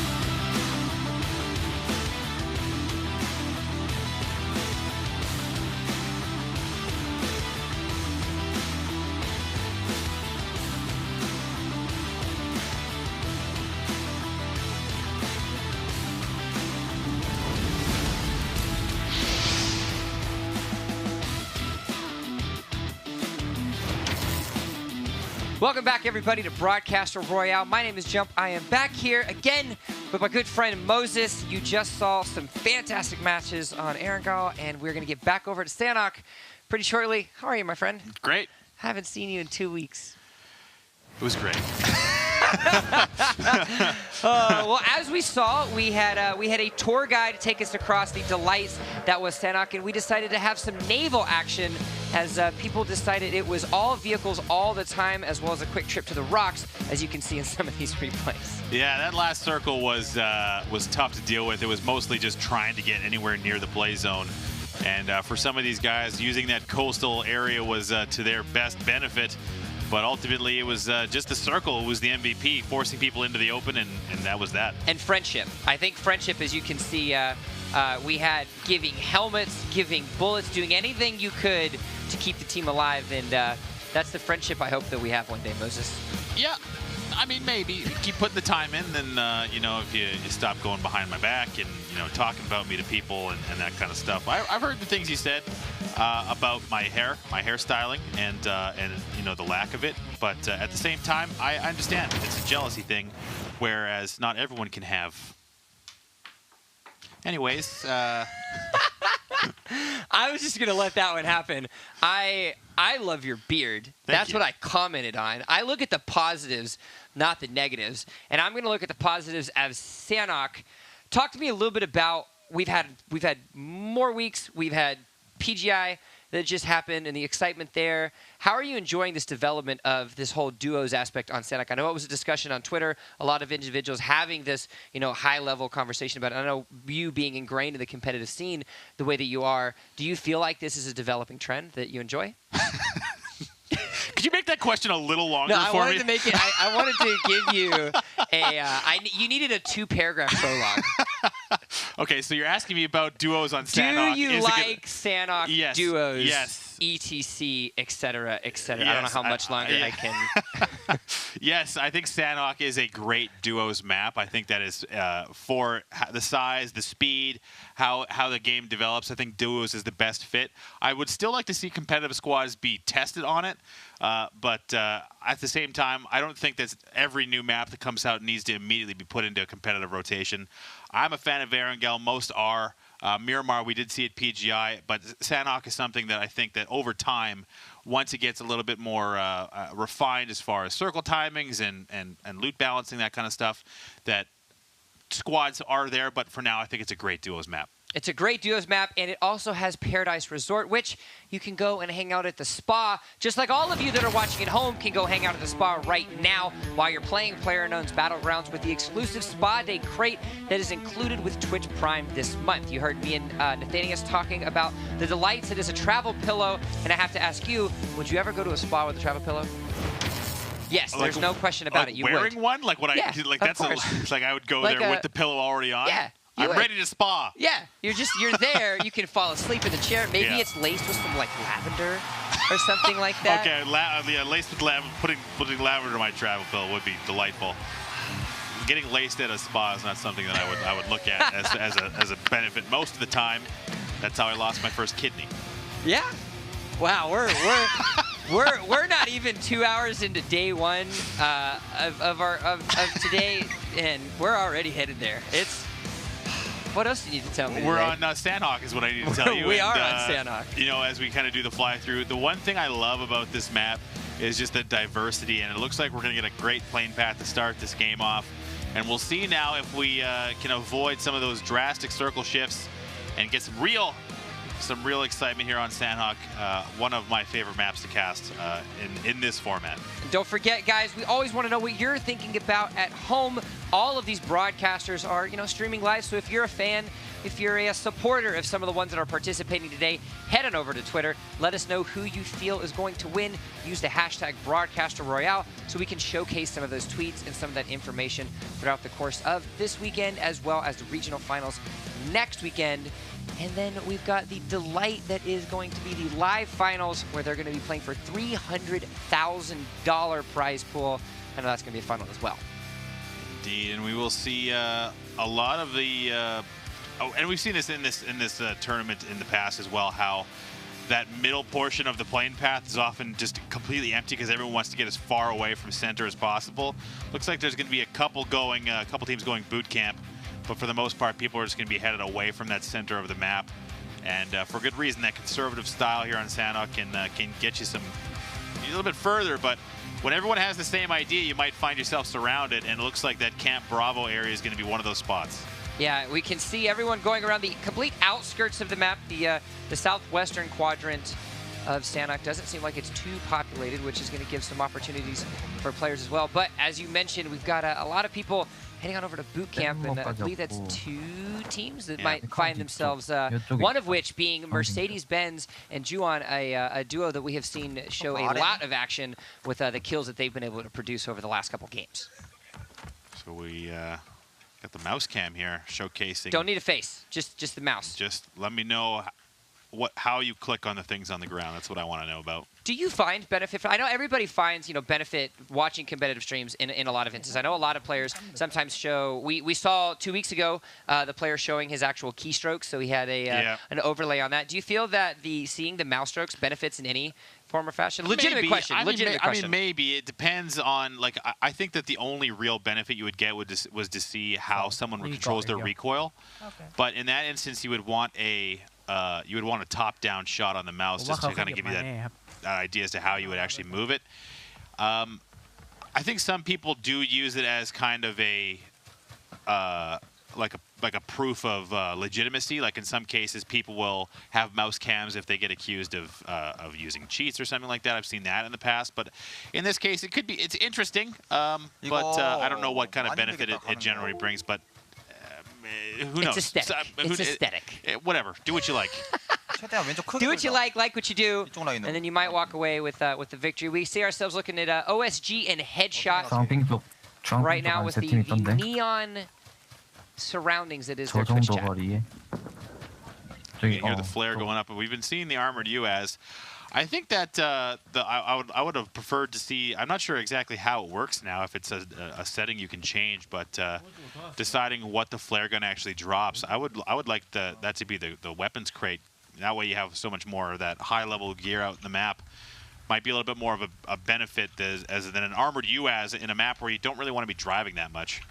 We did see, though, our first map of Sanhok. One of our female streamers decided to. Her teammate unfortunately went down. The only thing she had available was a double barrel shotgun and an M4, and just decided to take a stroll. Unfortunately, a cheek pad as well, if I recall. She did. She had a cheek pad. Instead, she wanted to take it out. Didn't have a travel pillow. Didn't have the travel pillow with her, so cheek pad was going to be. Pack Effect ends up falling down to Necklace, as we are. Oh, Jenny. Oh, Jenny. So Escalucia putting her down. Nub G-Man. So how's your day been? Terrific. Yeah. It's actually it's now 4:49. Time is flying. It's almost 5 in the morning already. It's almost like normal hours here in North America. I don't even know what that means anymore. No, of course you must still be jet lagged coming back from Berlin. Actually, no, it was great practice last time around because we were up so early. It was basically like putting myself on Eurotime before I flew across. But now you have nothing to do but just sleep. Well, yeah, and then do the whole thing over again. But I mean, at the same time, I wouldn't give it up for anything at this stage. I really like the one thing that's been exciting to me about this tournament is just the fact that we see so many different people that I've never been exposed to. Because if you live in North America, you're seeing the same streamers pretty much all the time. But if you're doing this, you can see now a lot of the different personalities from all over the world, and it's really interesting to see the different play styles, how they interact with each other, different teams. Yeah, you brought up a really good point. Play styles, I think, is really huge because just doing APAC to Europe, which is the 2 regions that we're covering, and then taking a look at the broadcast for North America and Latin America, completely different styles on all 4 regions of the world. Egg Benny down in the corner here. Blake Correa is going to try and find a way to get a res out. Trying to get his teammate to crawl across. You can see here that there's a 2v2 situation developing. Dejin drowning last game, looking to bring that back a little bit. I would probably want to put a smoke down here if they're going to try and res this, but looks like they're going to get pushed. And able to get it off though. Yeah. We had a little bit of a specter off, but it looks like there's going to be a nice little shot to try to see if they can get it off. But in the corner, it's going to have to be a jump out the window. See you later, teammate. Hey. There was no. Oh, all right. He gets the ball out the window, so they do know that he's alive, and they get him into the next one. So Somehow they walk out alive, but we had teammates sharing helmets last game. Now this look around looks like Egbenny and Blake Korea. Every man for himself. Yeah, just trying to get away, trying to get those meds going. And looks like they're going to be able to get reset here, so that's a good pickup for them. That was looking like it might go south in a hurry, but looks like they're just going to try and hold this. So, I mean, pulling back and looking at the way the map is developing, you can see that we're kind of in that southern portion of the play zone of the map. Oh, look at the wrong way. Oh, got caught with his head in the other direction. A little bit of a free fire around that corner to try to get some extra damage. 내려가봐. Not going to be able to get him just yet. 필이야. Tells his teammate, tag, you're it, buddy. Nice. So that was a good trade there. Not losing anything in that exchange. So we can take a look at the map and what we're having develop, as you were talking about earlier, Moses. That southern side of Sanhok does look like what it's going to be there. A couple teams still finding themselves outside the circle, but with it still being the first, not going to do too much damage out of this as they find themselves trying to get in good position on where this next phase is going to be. Not too much longer before they're going to have to figure out where they're going to have to swap to. So this first transition coming in, a couple actually opting to kind of camp in the blue and, well, not camp, but tank the blue and get a little bit more meds, a little bit more ammo. You can see we're seeing a lot of camping happening here in Sanhok as we see another victim fall to Cute Boy hanging out inside. And this is something we saw the last time we did this region as well, that the place that... Is that a Kleenex on your head? Sometimes your head just gets hot, man. So you should try it sometime. I can probably get production to bring bring a Kleenex from the outside. I think that is a interesting solution to what I imagine is headband headphone sweat. So I like the intensity. Innovation. I think it's innovative. It's like MacGyver. He's got his. Those are nice headphones too. So. Maybe it's worth it. I'll get production to bring a nice little hand towel or something out for you to put underneath your headset. I think I could probably find a better alternative. Thank you for the Wendy's napkin of production. I appreciate that. You had nothing better. You couldn't get like a bounty paper towel or something. It's 5 a.m. I don't know what you're expecting outside of a Wendy's napkin. I'm gonna keep this. I'm gonna keep this aside. Okay. We'll come back to this one later, chat. Don't you worry. Old napkin head over here. Pure intakes up his Oh, never mind. Production was offended, so now you get a... you get a Five Guys now. We're going up in the world, boys. Q416 is able to get himself a full wipe on a team. We are taking a look here at No Dooley and Collet, specifically No Dooley's line of vision right now. It's not like he has a specific cloth. He just like has just a Kleenex. Yeah, it's just there. I like it. Anyways, let's focus as best we can on the gameplay.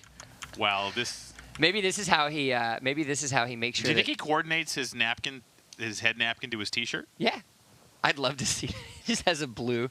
Just has you open up like one of the drawers in his. These are my blue. In his drawer, this is my blue. This is my red cap. And when I'm feeling really special, I got a gold napkin for you. So we have seen now still 55 alive, and that shift has now come a little bit further to the east and to the north. Still a lot of zone in play. I'm actually very surprised at the more passive behavior that we're seeing here on Saturday. The APAC region has been known, from what we saw 2 weeks ago, to be a little bit more aggressive, but now it just seems like everybody taking after our boy Cigarettes from a couple weeks ago. Yeah, well, you know what? It's funny you say that. Cigarettes, I believe a Thai player. I'm sorry if I got that wrong, but I think we're seeing a lot more of the Thai players in this lobby than we saw last week, which was more Korean, Japanese. But there are obviously still some of the different play styles being intermingled here across those regions. I think that the Korea style is a little bit more on the aggressive side. Uh-oh. Oh, no! Yeah, I'm confused as well.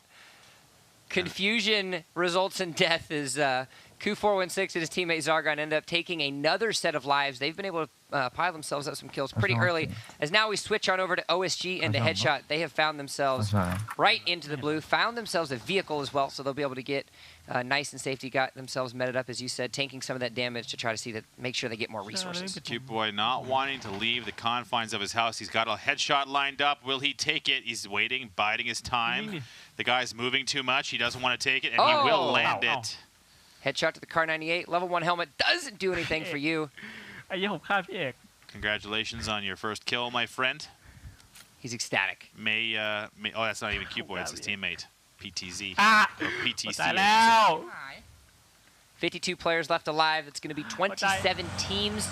As now it is off to the races as Headshot and OSG find themselves a nice little vehicle. Something that I know you don't necessarily recommend onto this map, but well, here in the blue this deep, I mean, you gotta make a push for the play zone. You can see them coming in on the western side, ditching the vehicle early and making the run for it. You got that full boost going.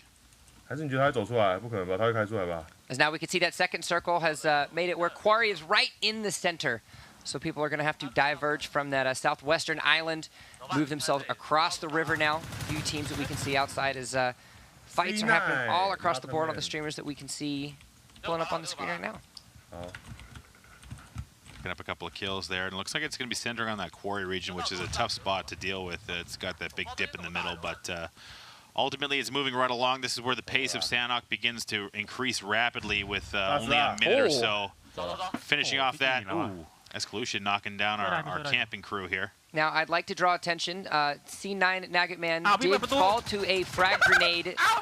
He fell to a frag grenade of his own accord, unfortunately, in map number 1. Meanwhile, PTC finds himself to that death timer and rabbit rice ball. Do you think you can actually feed rice to rabbits? I don't have a lot of experience in the rabbit nutrition field. You didn't have a rabbit as a kid? No. You didn't have like a small rodent friend, like a rabbit or a hamster? No, I didn't maybe I didn't live under a dock. Where did you? What? You didn't? I didn't have a small rodent friend. You don't?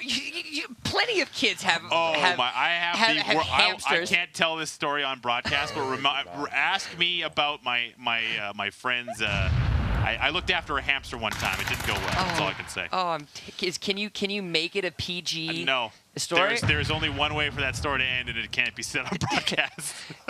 Can I make a bold assumption and say that it ended in the hamster's death?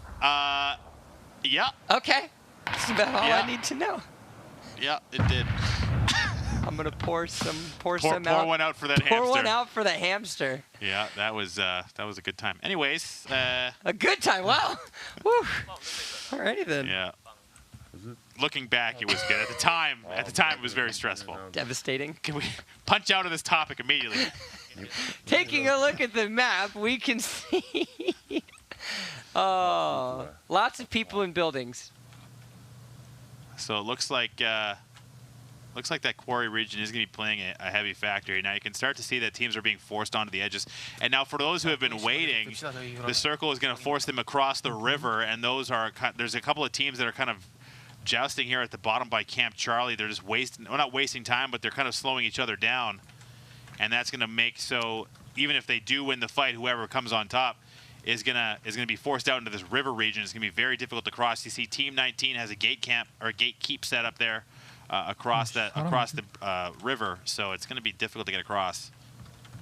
43 players, 23 teams left alive. We're just over the 14.5-minute timer in this map. As we know, the max time limit is 25 minutes, so still having a little bit of time left to go, but finally, as the circle has decided to change direction for a lot of these players, we're starting to see them start to whittle down this playing field a little bit more. Don't forget, Spotty Crates, Twitch Prime.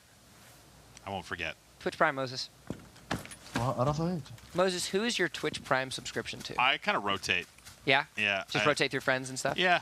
Nice. Just spread the Prime cheer around every month. If you guys like everything you hear from Moses, twitch.tv/WTF Moses. You can use your Twitch Prime on him? Oh, it only works on my channel and several others, but only a couple, not only a handful. A handful of them. Select few. So the way that these guys have positioned themselves is quite nice. They got a lot of vision here. I think they're kind of aware that there's teams down below them.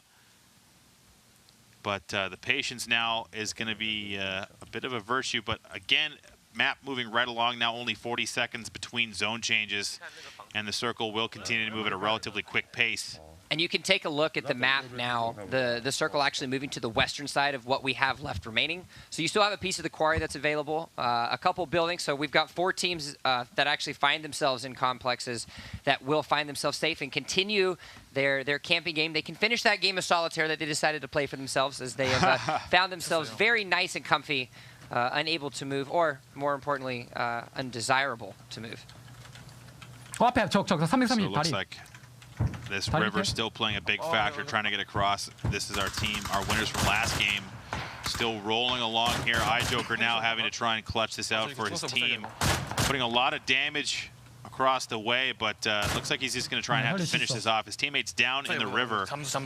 Circles here, and the longer they wait, the less likelihood they'll be able to get a res. Heroes is going to die here. iJoker in trouble.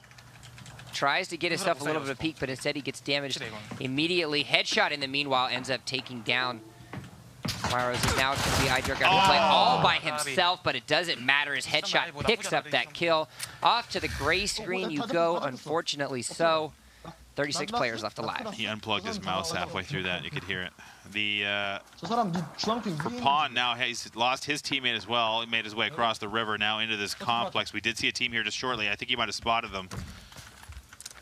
In the building he goes, right on the inside of this circle, so he can stay comfy. He's even got the nice little chuckle there. He can kind of play the edge of the zone. He saw one team moving around nearby. We did see Team 19 there a little while ago. Looks like they've moved off.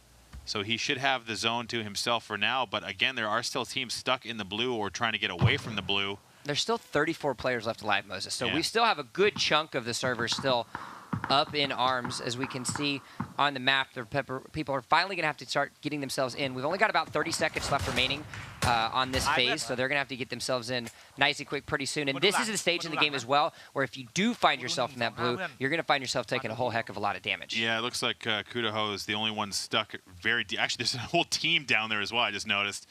They've waited very long to get in, but once this circle shifts again, it's going to start doing much more damage. And you can see this the southwestern side is beginning to pile, or sorry, that southern side is beginning to pile up with the teams remaining. Back on a rabbit rice ball, not to draw attention to the unfortunate mishaps of your hamster, for your friend's hamster. It wasn't a rabbit. I think a rabbit would be an okay pet. I've seen people like just let them like. Did you have like a small pet as a kid? No, like you didn't have I a had turtle. Dogs. I had a dog. I had a turtle named Speedy. Okay, my brother had a parrot. It was called Cece. It knew 3 things: to yell my brother's name over and over again, the first 3 words in the song "Old MacDonald." And, Old MacDonald had. Yeah, It's that's it. the worst broken record that you could choose. And then screaming. That was it. It was like, Todd! Old MacDonald had. Ah! That was the 3 things it knew how to do. And it was specifically imitating like a human scream. It wasn't like a screech. It was. Yeah, you have to wonder like how much screaming has to occur for a parrot to learn how to scream. That's, I think, the house. It grew up in a broken home, I guess. That's why we wound up with it. It lived. We learned that if we put a towel over its cage, it would think it was nighttime. Oh my God, this zone is going insane. Oh yeah, people are absolutely having to change their direction. As you can see, a large majority of the players find themselves on that southeastern side, being forced to rotate as the blue has decided to come in onto that next circle. And as a result, you can see the members left alive are just dwindling lower and lower, down to 25 members, 24 now. As, that zone killed a bunch. I mean, a lot of people dying on the edges. This is tough to deal with. Looks like it's really putting a lot of pressure on teams to just run and gun at the same time. The circle always at their back, and here comes some more casualties. Rabbit Rice Ball ends up falling down. His teammate's got about 25% health left. BB71 is going to have to get himself out. Does he want to try to help him? That sucks. Death they go. Juwon, one of the high fraggers with Mercedes-Benz that we saw from game number 1, trying to keep themselves off in this top 20. Remember, the top 20 teams from the Invitational and the Open Path find themselves to the regional finals. In 2.5 minutes, we went from 32 players down to 14. So we do get the updated standings here from game number 1 and 2. You can see green and green are at the top of the leaderboard, and Hot Steak Wings in second place. But for the most part, relatively even dispersion of points. Oh! Lines it up. Nice shots. Nice little headshot with the QBU. Going to get a full finish onto him. Is he? No, he's not. He'll die. He'll be fine. He landed a couple of other shots there. Unless his teammate's right there to res him, he should die pretty quickly. 12 left alive. 11 left alive. And as you can see, like what you mentioned. Nice. I don't see any kill on the kill feed, so he might have got that res off in time. So you're wrong. I guess I was wrong, unless the kill got stolen. But regardless, looks like they might live. Ooh, nice shots there. Nice recoil control. Minoru. Yeah, we find ourselves with 6 players left alive. 5 kills now, taking a look at Naklas and Minoru. Doing a pretty good job. Okay. Another kill being able to be picked up as the player did die outside the play zone. I think that was the player that you were talking about. Meanwhile, nice little spray coming out. It might not be able to be enough just yet. 4 members left alive. It is a top 4 situation, 2 teams. So it is a 2v2 scenario here at the top of this hill. Minoru's got the center. The circle's about to shift once again. This will be the last shift before we go to the final zone. But looks like now the initial shots are going to ring out around that map. So Naklas is going to have to call it to his team. Minoru coming to support on the backside. And they still don't have a full visual where both of the players are. You can see some shots being fired on a 1v1 situation, but we're not sure if he was able to get visuals on that second player. Oh! Tries to get himself a little bit of a shot, but it's not going to be enough. Koyu ends up knocking out Naklas. It's now going to be a 2v1 situation. Minoru has to try to make a decision to do it. Mad. A sliver of health. Mad dude. Jumping up on that rock was a bad choice. I mean, he just got shot there too, right? So, and here we can see the play by Minoru. Went back in time a little bit, and he will secure that. Nice play by Minoru to clutch that as he finishes off the last remaining team. His teammate going down, so nice job, Minoru. That's the one that makes your palms sweat. You have literally the epitome of a one-shot left of damage. You literally could throw a leaf at him. Yeah, no, he was very close to death. Blackbeard taking game number 3 here on Sandhawk. That was a nice play by Minoru there at the end. And nice game. It was much slower than what we're used to seeing from the APAC region, but all the while, it still results in a victory by Blackbeard. It's going to be 3 separate winners of 3 separate maps. We're going to kick ourselves to a quick break. When we come back, it's to the desert we go. Miramar is up next.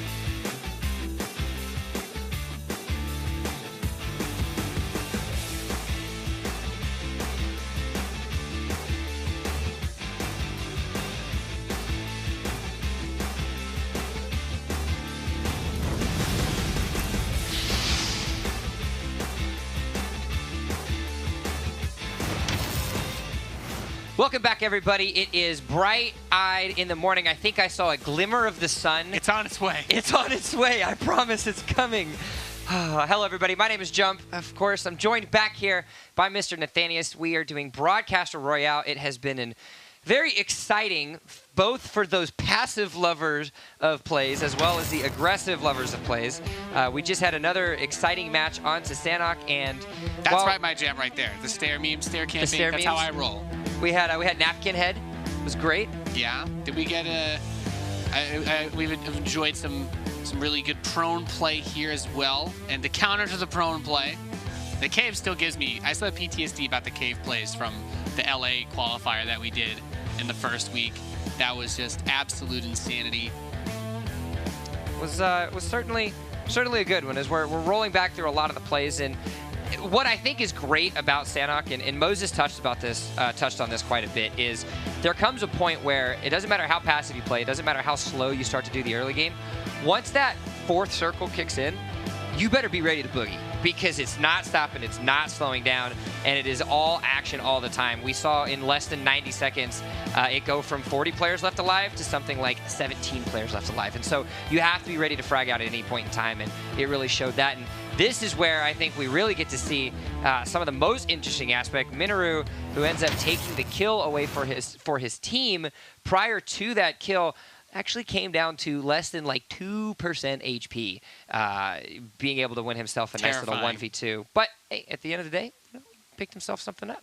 Yeah, and no repeat winners yet here. Good spread, lots of kills still coming out across all of the teams, and it's just been some good action so far. Looking forward to see what they bring up next. I think we're going to be going on to Miramar as well. To the desert we go. But before we get on our buggies and our pickup trucks, we want to go ahead and remind all of you that are watching at home that might not know what Broadcaster Royale is. It's an awesome opportunity, a new, unique tournament that we have here in the delights of the Twitch world, where players, streamers, both big, young, old, new, whoever you may be, having an opportunity to vie for the top spot. We've got the invitational path, the open path. We had qualifier 1 2 weekends ago, and qualifier number 2 this weekend. Yeah, it's awesome. I mean, you have the opportunity as literally a random person. You boot up your Twitch stream, you get on PUBG, you go up against the best of the best, the biggest, brightest stars on Twitch, and if you've got the skills to pay the bills, you can make it all the way to the limelight. You might not actually be able to. Well, actually, you can pay the bills if you win. $300,000. $300,000 in prize money in the grand finals. I mean, First team walks away with $55,000. Yeah, that'd be the ultimate zero to hero. Imagine one of these random open team qualifying teams that's like, you know what, we're good. No one really knows who we are, but we're good. You can take down the screenshot that you have mounted on your wall that one time you stream sniped your favorite streamer. Yeah. And you can actually put up a certificate or maybe the giant check that says, hey, I took you down for real. I had a poster made out of the screenshot from Dr. Disrespect blowing my head off with a double-barrel shotgun in the first week of PUBG. Do you hang it above your bed frame? It's right above my bed frame. That's beautiful. I wish I could see it. Maybe one not day. The bed frame. Maybe one day. Maybe one day. As we get underway, the plane begins to drop these players. You know what else is dropping in? If you've got Twitch Prime, you get that Spawn Day crate. Be dropping into your account. Look pretty in purple because, let's be honest, what's better than the regal feeling of being the king of the hill in PlayerUnknown Or the queen, Battlegrounds. if you so choose to use the female model in that aspect. Yes, of course. Yes. The queen of Miramar. I can dig it. Yeah? I can dig it. Let's make it happen.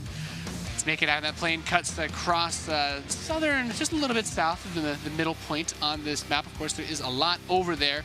And a lot of those teams heading in the general direction of Los Leones, which I love. I love a good bloodbath to start things off, Jump. I'm an aggressive, crazy player. I like to use grenades. You are. I want to see the violence. I have played many games, both with you and against you in PlayerUnknown's Battlegrounds, and you are definitely a very aggressive player as we starting to figure out who we're going to be following today. As soon as we get stats updated for you, everyone watching at home, I know everybody's curious about where everybody is finishing, whether it be kills, points, standings, the like. As soon as we have that information available, we will flip that information up on the screen for everyone. Yeah. So do not worry. We are still thinking about you and everyone who is interested in making sure that their top players are going to make it in that top 20. Yeah, we got Koyo over there. Looking at Kidduck and Dalby. Oh. As they've got themselves a sweet baller ride. They do. To kick things off. They even got the fuzzy dice hanging around. Did you ever when you got your first car, did you hang anything from your rearview mirror? What did you hang from your rearview mirror in Scranton, Pennsylvania? I don't drive, Bill. I didn't get to that point. You did it? By the time do you have a driver's license now? I don't drive, man. Really? Yeah, that's your embarrassing fact about Nathaniel. Oh my. I get by. I was driving stick shift pickup trucks in the backyard of my pasture in Tennessee at 14. Nice. Nice. It's a long, awkward story, but it's okay. That circle up in the northwest is going to pull everybody out. A lot of people landed in that southeast. We don't have to talk about it. No, it's fine. I will get those pink You're like fuzzy this guy. dice. You're just running. The pink fuzzy dice. Yeah? Yeah. Well, okay. Let's not forget. This guy is also the dude who got into the boat on the Erangel game and hid under a rock for 20 minutes until the final circle pushed him in. You got to do what you got to do to win. You got to do. The name of the game is survive. It is. You get points for winning even with no kills, but in this tournament, you do get extra points for kills. You do indeed. And if any of those points that they're acquiring, whether it be through kills or hiding under a rock, if any of those seem exciting and fun for you, make sure you hit that little take card in the bottom. It is a delight little Twitch clips. Yeah, and you send us your good clips. Yes, head on over to the Twitterverse. Use the hashtag Broadcaster Royale. We're going to be showcasing some of those over the course of the weekend as well as the rest of the broadcast. I want to see some more clips from Yuwu, all right? The our anime character competing in this tournament. I want to see what she can bring to the table. I think I'm enjoying the variety that we're getting out of the broadcasters. We had somebody with like the Daft Punk helmet and all that in the NA qualifiers 2 weeks ago. People bringing it out, bringing in the intensity, the randomness. I love it. And we actually just took a look at what we saw from that circle. It's going to be on the western side of Miramar, and as you saw from the direction of the plane, there is a lot of players that are on that east side, so they're going to have to be converging, which could create some opportunities. Miramar, known for its little tiny crevices and spots you can hide from across the delight that is this desert-ridden wasteland. And you got to be careful crossing that desert-ridden wasteland. You've got some open areas by the roads where you can see the potential of getting shot at here. Very real. As we're going to have opening fire here, Mirosi, one of our players that's done very well so far today, teaming up with iJoker on that Erangel game. And They didn't. None of those shots terrain. landed. It's okay though. Yeah, Sometimes the AK likes to shoot rubber bullets. But when you're the person driving as well, the terrain can be so tricky is. on this map because it's a bumpy ride, and you don't want to be flipping over when you've got 40 people potentially needing to run all the way to the northwest at the same time. Was that an attempt at an Irish accent? No, Because it was a little Jamaican. a little Jamaican. Going for. Would you? But why? When would you see like a Jamaican accent in the desert? I don't know. I don't think there's a desert I don't on the know. island of Jamaica. I was watching some TV that had a lot of that accent. And Yeah? Yeah. Do you find yourself like do you find yourself like getting a regionalized accent sometimes? Like you listen to a certain accent. If you enough? were British and Oh, we it's were horrible. talking, I'm the same way. I just naturally start, and the next thing I know, I'm just like, yeah, I completely agree, and he's gonna be going over here just outside Los Leones. We've got. We're talking about playing. We're talking about It's got the high ground. they're camping and playing cards. If you were British, I'd be saying they're sitting in there having a cup of tea while they're actually sitting and waiting for. Got a cup of tea, pop it up in a couple of Kinder eggs, get that energy boost up. To anybody that's British that's watching this, probably hates you so much right now. Yeah, it's okay. But it's okay because we have Europe up next. It's okay. Europe is up next, and you guys will have a chance to. Some of you will hopefully be playing and can embarrass yourselves. It'll be great. Yeah. Well, not worse than I would embarrass myself. The maniacal That's why I'm here laugh. not playing. Yeah, the maniacal laugh from that. I think that look at that dog too. You can't. You have a dog. Oh, That's what great. I'm doing wrong. Gotta put a dog in your sub It image, is. and people are like, I just want to look at the dog all day, man. It is. Individuals that have the dog cams. The dog cams are great. Dope. The dog Those cams are the best. No, but I think what I think is I think what I love and hate the most is the fact that everyone that has a successful dog cam on Twitch also has a dog that is lazy enough to lay there the whole time. My dog back home when I was in Tennessee, never. You could never find that dog sitting in one place for more than 10 minutes at a time. And before it was ready to just like yip yap and run around. You just ran Pinto straight over. Amazing. Doesn't matter. That's a nasty way to go. Vehicular homicide. And that can happen a lot in this. With the amount of distance that a lot of these players have to cross, the people in the back that get those vehicles that drive up can do a lot. I do agree, though. It's tough. You got to think about where to space your webcam and also where to put the dog cam when you're playing PUBG because do you want to cover the mini map? I love how the team information I love how you want to cover? minuscule getting hit with a car was. We're back on the docket. Like that shows how viral dogs and just pets as a whole. In week one, the game opened. One of our games opened with 3 people getting run over. All right, one person getting run over isn't enough for me anymore, Jump. I need more violence. I need more speed. I need more momentum if I'm going to be satisfied. You're desensitized to PUBG violence. The amount that you're desensitized to this violence kind of has me questioning that. I've got a couple numbers on a card I can give you that you can talk to somebody about. Can I just say we got 2 people that are still way at the bottom. Look, that's C9 Nugget Man and his teammate. Nugget Man has had a very unfortunate time thus far in the tournament. Nading himself, dying to a nade in the cave. It's been a very rough time for him. It's a nasty experience. It's not a fun way to go. Taking some shots, by the way. These guys, Juwan and Mercedes-Benz, 2 of our leading kill scorers in our broadcast Royale qualifier today. Motorcycle's dangerous choice. It's a 2-wheeler. Yeah, it's not a 3-seater. They're not dancing with the devil like what we were talking about earlier. But they are exposed and a lot of shots coming in. Mercedes takes a few hits.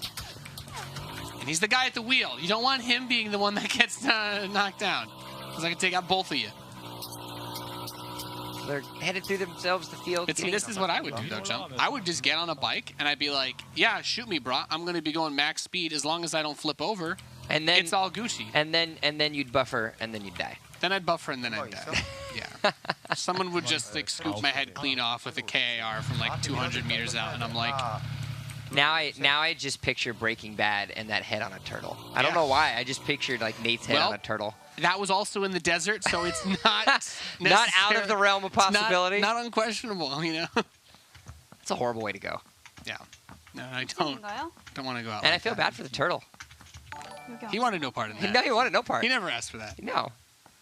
He thought he got picked up expecting, food, shelter, not to be walking through the desert. Turtles just expect that when random people pick them up, but you don't feel like that. You don't feel like turtles are humanized enough or domesticated, not humanized. I think that Domesticated.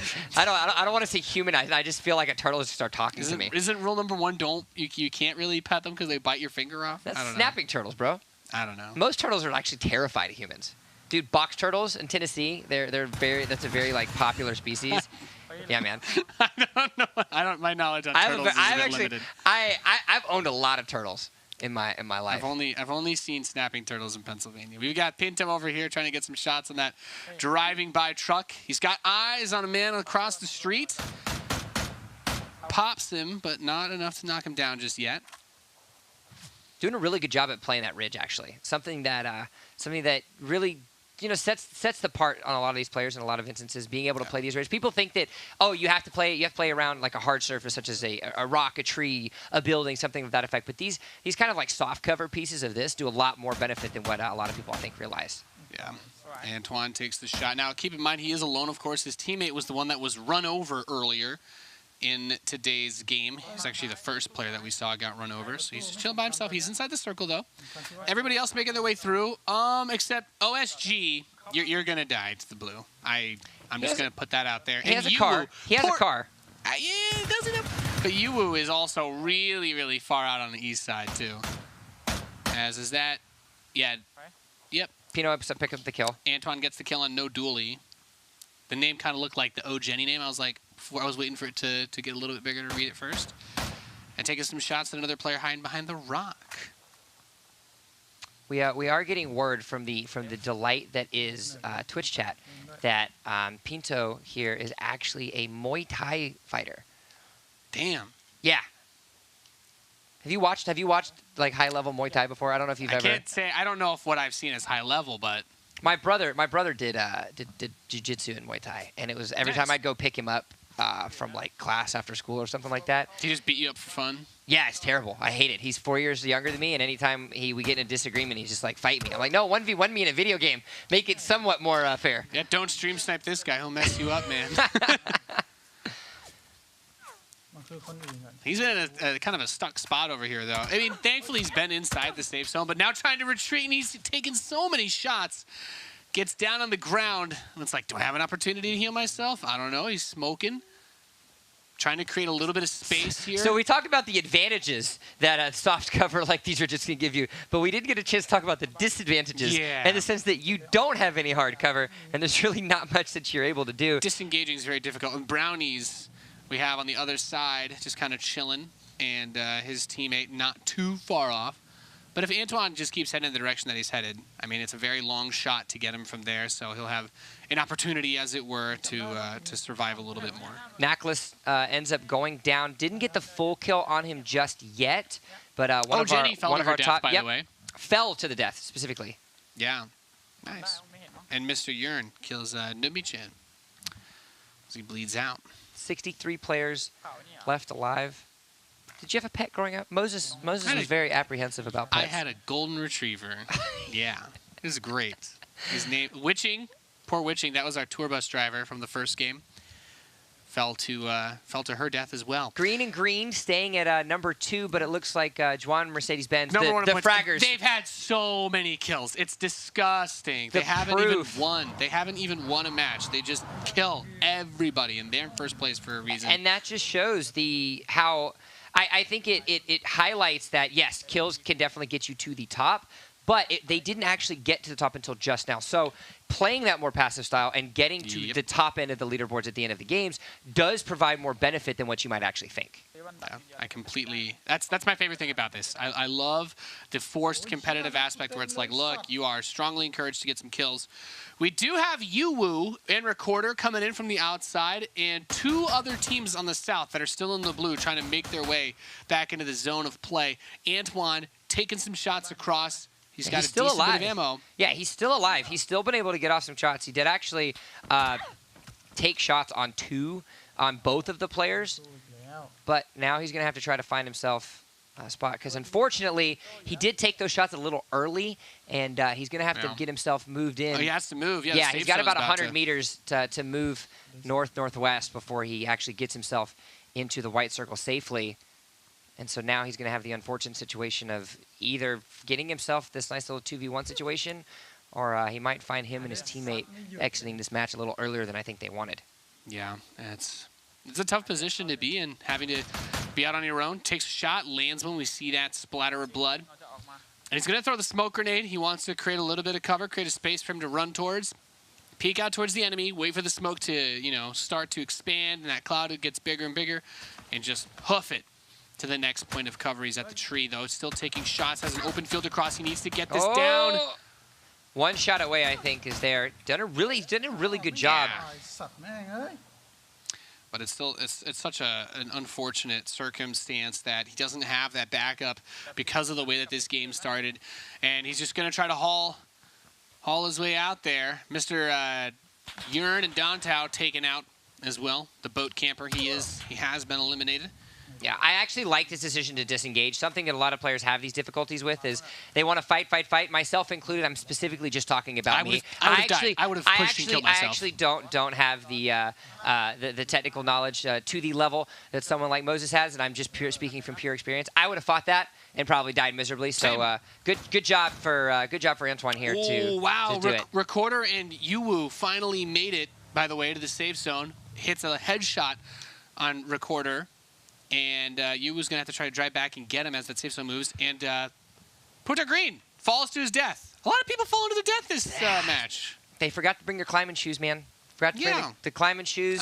These ridges and these plateaus. You're supposed to put the chalk on your hands. Yes. So that your hands don't sweat and you slip and fall off. You do. And I think it's a crucial mistake that a basic novice mountain climber might make. She's like, well, I'm glad this car is armored. Hey, there you go. Sometimes you just got to go on a stroll. Witcher showed us that in game number 1.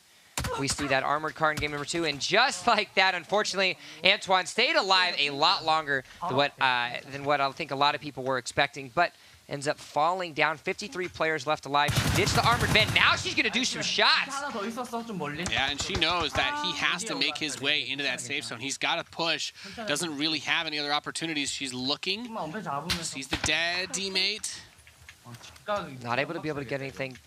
Yeah, looking for the position. She knows that move's right there. He has to come out, and she manages to get him. Ow, right in the kisser. Okay. It was nothing but the face of a cold-faced killer. There was zero emotions throughout that engagement, but great communication by her teammate as well, recognizing where she was at. Rabbit Rice Ball in the meanwhile picks up a kill on a sometimes 49 players left alive. We can actually take a look at the circle. We've got about 40 seconds left remaining before Phase 3 really starts to begin and go crazy. And as you can see, moving now to the ridges, and this is where we're really going to get to see the potential of the shots. Oh no! Dalby taken down. Oh. The face of disappointment. The grim reality of defeat and unplugging a headset or something. The Windows tune we are all too familiar with. Was it the streamer or was it me? I know. It's usually a streamer. Yeah, it's usually a streamer. I love this. Cute boy. I feel like you would have one like on your stream deck too. I feel like that's such a good idea. I'm sorry to anyone of Nathanias's fan base that is here. The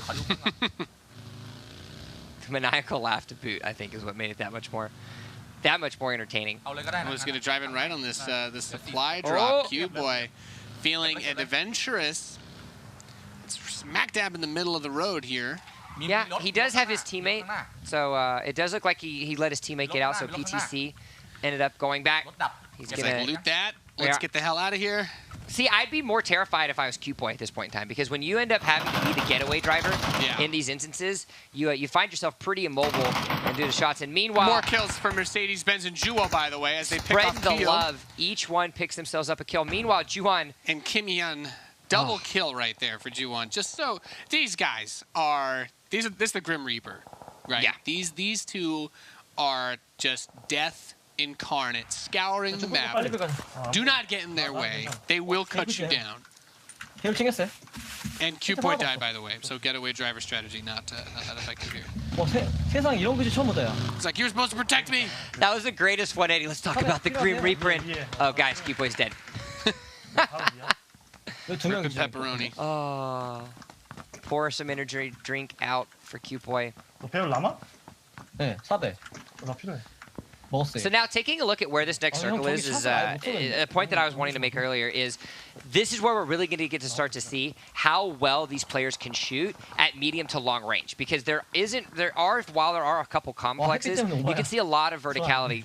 PUBG does a great job on their map details of actually showing the difference in their elevation. You can see by the shadows as well of the just the shading of the map itself helps show you a little bit more of that extra texture, as you could say, which is really going to be a testament of how these players are going to be able to get themselves some shots as they find themselves on one ridge to another. We've got Yuwu over here, our anime competitor, hiding in this little shack, trying to heal up a bit. Her teammate was killed a while ago. This is the first time I'm seeing this. I wasn't on the first. We followed her a good bit in that second match. Oh my! We have anime is real. Jump. That's now the question is this an anime on a loop, or is this a motion tracking? It's motion tracking. It is motion tracking because they have those now. Yeah. They're terrifying, but they have those now. As the Grim Reapers themselves that have been doubly named that try to take themselves some far shots. Find themselves on the far side of the circle, have about 60 seconds to go. It is phase number 4, which gives them enough time to walk through, as now we are seeing the next action film with the convertible over the edge of the ridge. That's what Miramar was made for. Those movie moments. Yeah? Yeah. Fast and the Furious Miramar edition. Oh yeah. Miramar Drift, you know what I'm saying? Taking a lot of fire trying to get in and get out. So many people dying right now. That kill feed just a bloodbath. Daijin and Vang eliminated. So many people getting picked off. And here we have Yuwu trying to land those long-range shots. Her vision is 2D, but those bullets are not. And they rip through Minoru as she picks up a kill. Minoru actually, because that full die, that was the team that won last game. So believe it or not, that's going to immediately give an opportunity for potentially a 4th winner of 4 maps, which shows how close some of these lobbies are. Miss Tight, in the meanwhile, takes up a nice little headshot with that sniper rifle onto into KO. A lot of these players still need to converge in the center of the circle. As Yuwu still on her own, looking around. She's got that M4 with the SKS. Don't fall to your death. Do not have happen what has happened to many of a lot of people have died trying to jump around these cliffs today.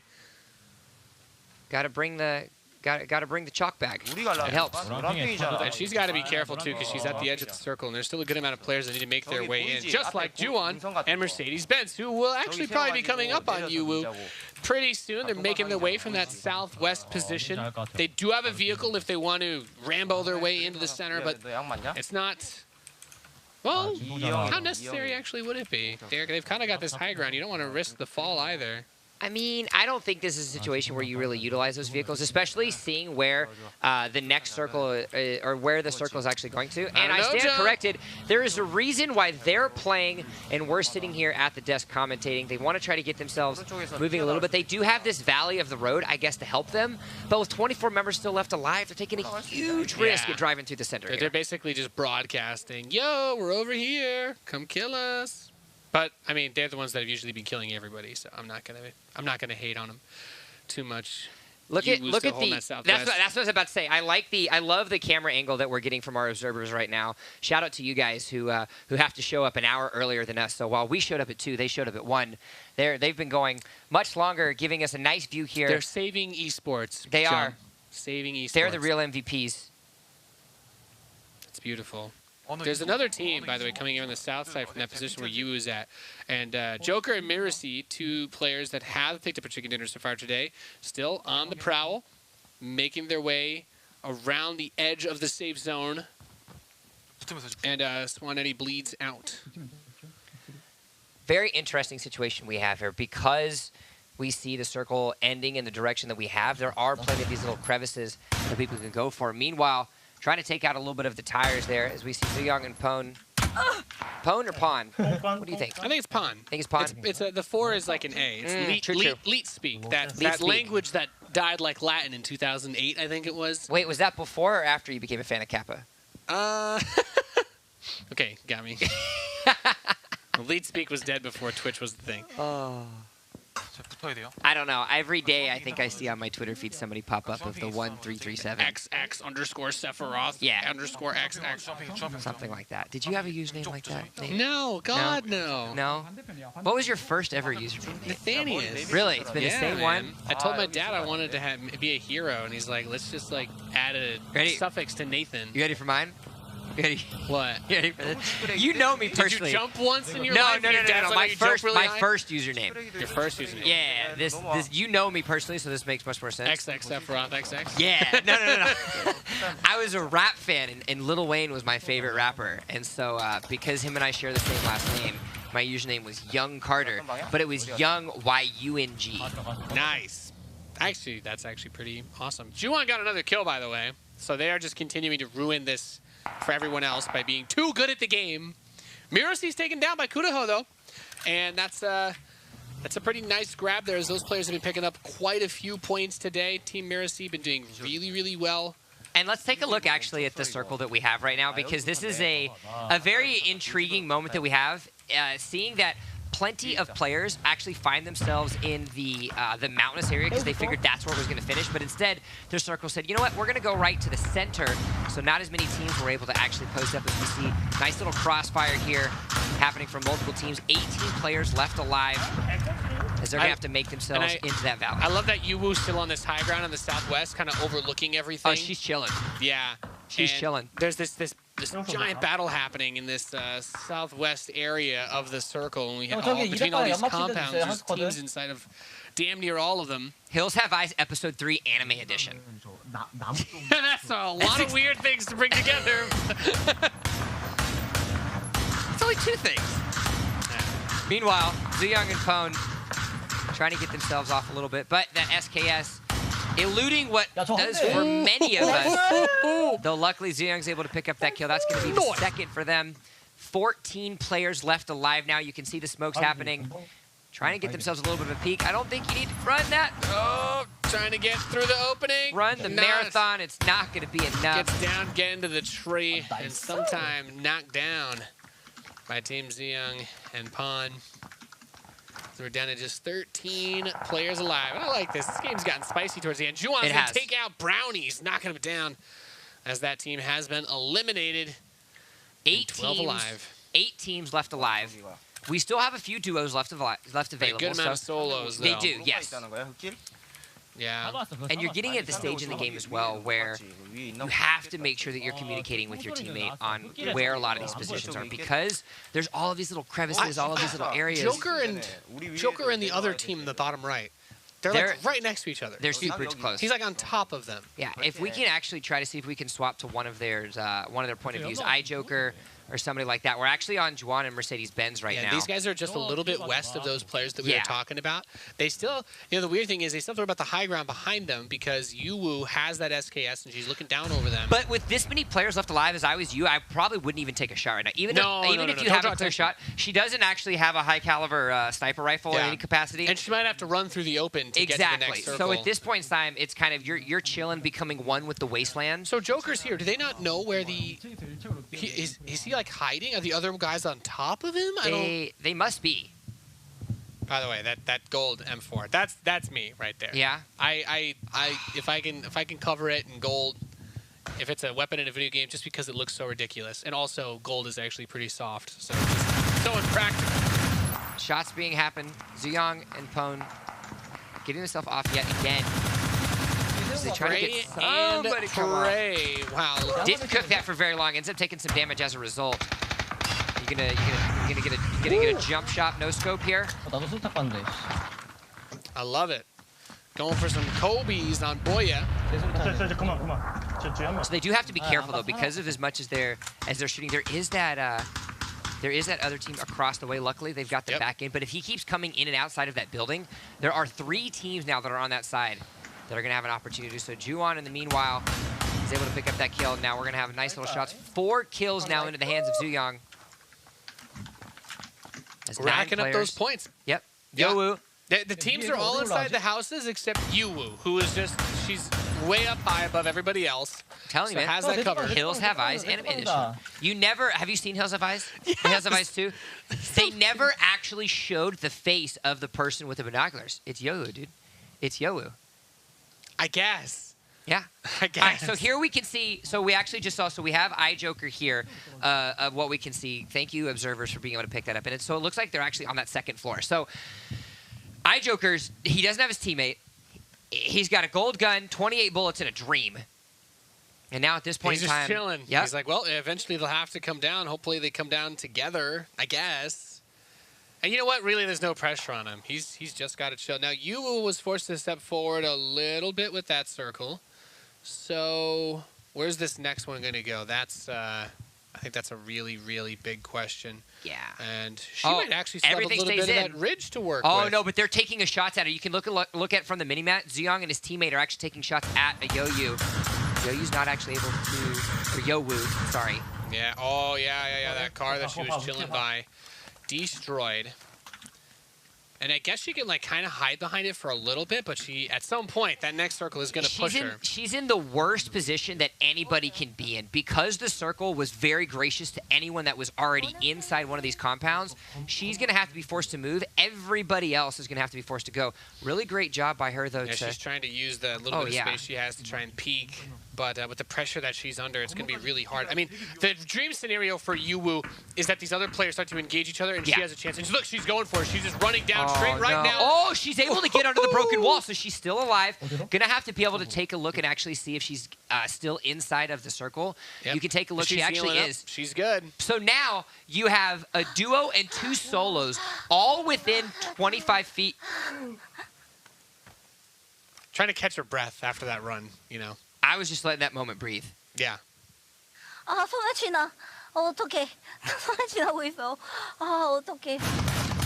picture the anime character saying that. And it makes it that much like, I don't know if I should be terrified or like, oh, nice little peek there. We're in 2018. She's in 2080 right now. That's, she is. You know, way ahead of us. And she's still alive, clearly. Yeah. Clearly still alive. 8 players left alive, 5 teams. So it's 2 duos and I think, it's 2 duos and 4 solos, I believe. Yeah, and this is just the way that this finishing on this buildings situation, like this causes this situation is just as drama-filled as the anime that I think Yuwu watches. Yeah, probably. I mean, at least we'll get no cliffhanger. No, there's not going to be a cliffhanger. Everything will at least be resolved in this episode by the time that this one's over. It will. It's only a 12-episode anime, but it still has a definitive ending that we want. Yeah. For those of you anime fans out there, you'll understand. Yeah, leaves open in potential for another season as well, if she can make it deep in another game.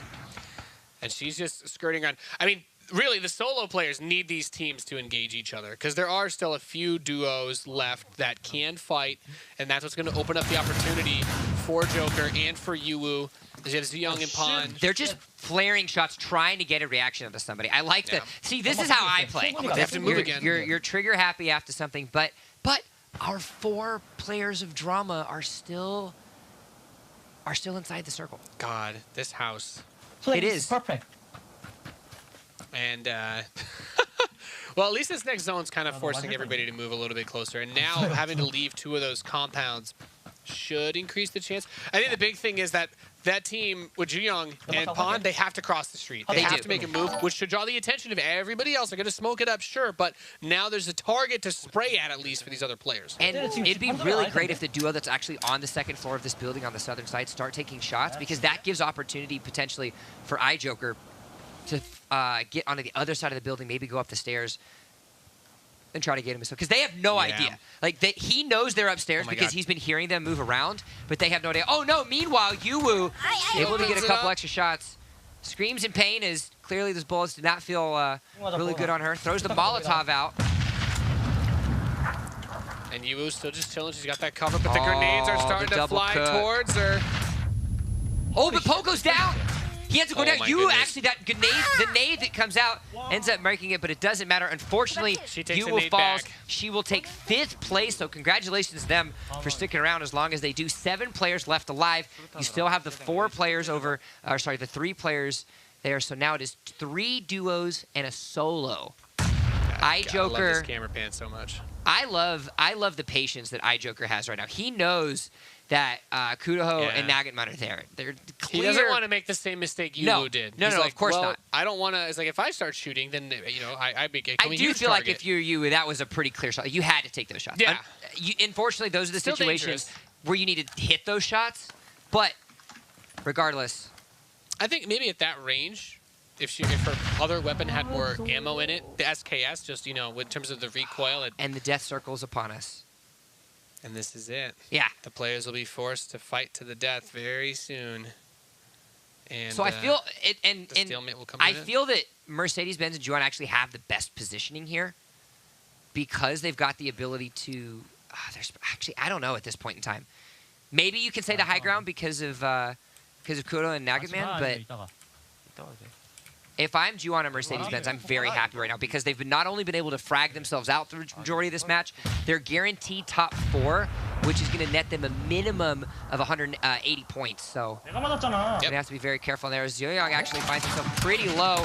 And he's down, knocked down by Mercedes-Benz as he tries to make his way forward. Now I love this purple team. Just literally, they're like, you know what, we're cool. We're just still on top. No big deal. Mercedes-Benz finishes off Zyoyoung with a grenade. So now it's a 2v2v1. V1. There's six players. iJoker. Oh, iJoker's gonna have to slow play onto this. Try to go across. Nagatman's gonna end up finding. Oh, that's the shot. Rains hell down from above. See, that accent was much better. It's kind of like it was a western, kind of a western, little western I've got style. a lot. Embracing your inner Doc Hollywood. I only speak so much Korean, but I know that one. That one's not so great. He's a little upset. Just a little bit. Juwan be able to pick up that kill, but he ends up going down. Oh, look at this. Mercedes-Benz is going to push. He wants the blood.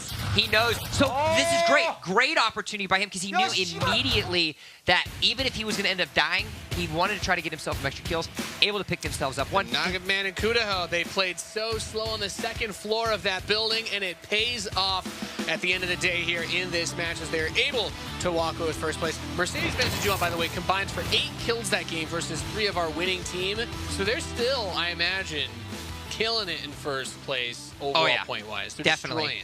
195 points plus the 8 kills. So the 8 kills, that's 32. So you're sitting at, what, an extra 227 added to your score. So you're sitting pretty hot and heavy, pretty happy and healthy. But we do still have one more map to go. We're going to kick ourselves to a quick little break. When we return, it's back to the woods, back to Sanok we go for map number 5.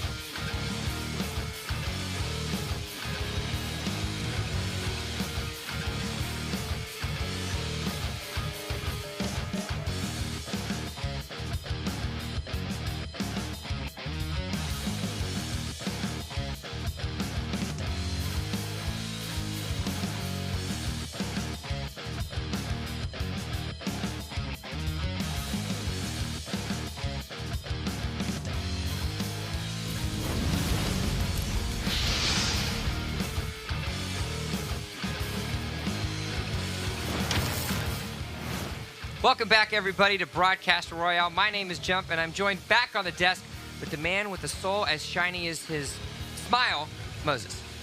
Hello. How does it feel? I'm seeing myself in the monitor, and I'm already regretting this joke. Are you... explain the sensation that you're feeling right now. I feel like there's a napkin between my head and my headset is the sensation that I feel right now, actually. The Wendy's napkin, yes, I feel like I need the premium napkin, but... Sorry, no Five Guys napkins for you. We lost it. I don't know. I would like to know whose writing this is. Is this your writing? No, it's definitely Nathanius' writing. It's a 5-year-old. If we gave a 5-year-old a pen. We just concluded map number 4. We went to the desert of Miramar. Saw some delightful action. You can see Antoine there going out, staying alive a lot longer than what he wanted in a lot of instances. We saw anime girls. We saw sadness in the head raise, and Q-Boy going down to the getaway van. And, I mean, when I was watching this game, I did notice that a lot of this was this kind of like the long-range SKS battle. I was talking with Nathanius as well about this whole camera filter where you can just have like your face tracked as an anime character. I think that I've really been missing out on my own stream on the potential for this, as I think that deep down we're all anime girls, and myself included. Do you watch anime? I've never watched a single series. Okay, that defeats the potential segue of asking an actual question that I was going to ask. Because I was going to ask if you could be any anime female character, who would it be? Dragon Ball. Like Bulma? No idea, dude. Like the blue-haired girl that marries Vegeta? Any anime character? Oh, I want to be a Gundam because I identify as an attack helicopter, and I think that's the closest you can get. Like, you don't even have like a soul. You're just like the pure mechanical suit I'm a Gundam, that people put on. No, but that's the suit. And then people would point at me and be like, "It's a Gundam," and I'd be like, "Yeah, it's true." Is that what people do when they see it? It's a Moses! I found one! No, it's a Gundam, dude. I'm a mechanical death robot. Oh my... Okay. Dude. Well, this thing went off the rails at napkin on the head, all right? This was your idea. You did this to us. But if you're watching at home and you want to know, what he thinks about the napkin on his head, or you want to know anything, or maybe you want to give us a prediction, or maybe you just want to thank him for his service as an attack helicopter, head on over to Twitter, use the hashtag broadcast Royale, so you can figure out who you want to win at any given time. I'm letting you out to dry on that one accent. It's better than the Jamaican accent that Nathanius tried pulling out in the middle of the desert. Yeah, that's what? Really? Yeah, it's we're not. Sandhawks, guys. It's time for video games. Their production is just like, all right, we've had enough of this. It's bad when the production cuts you off. Yeah. Yeah, no doubt. And we are back on Sandhawk for the last map of this region, and we will see once again how these competitors, these high-level athletes, if you will. Athletes. Did you just make that one? Have you used 2004, and I'm bringing it back. So, athletes.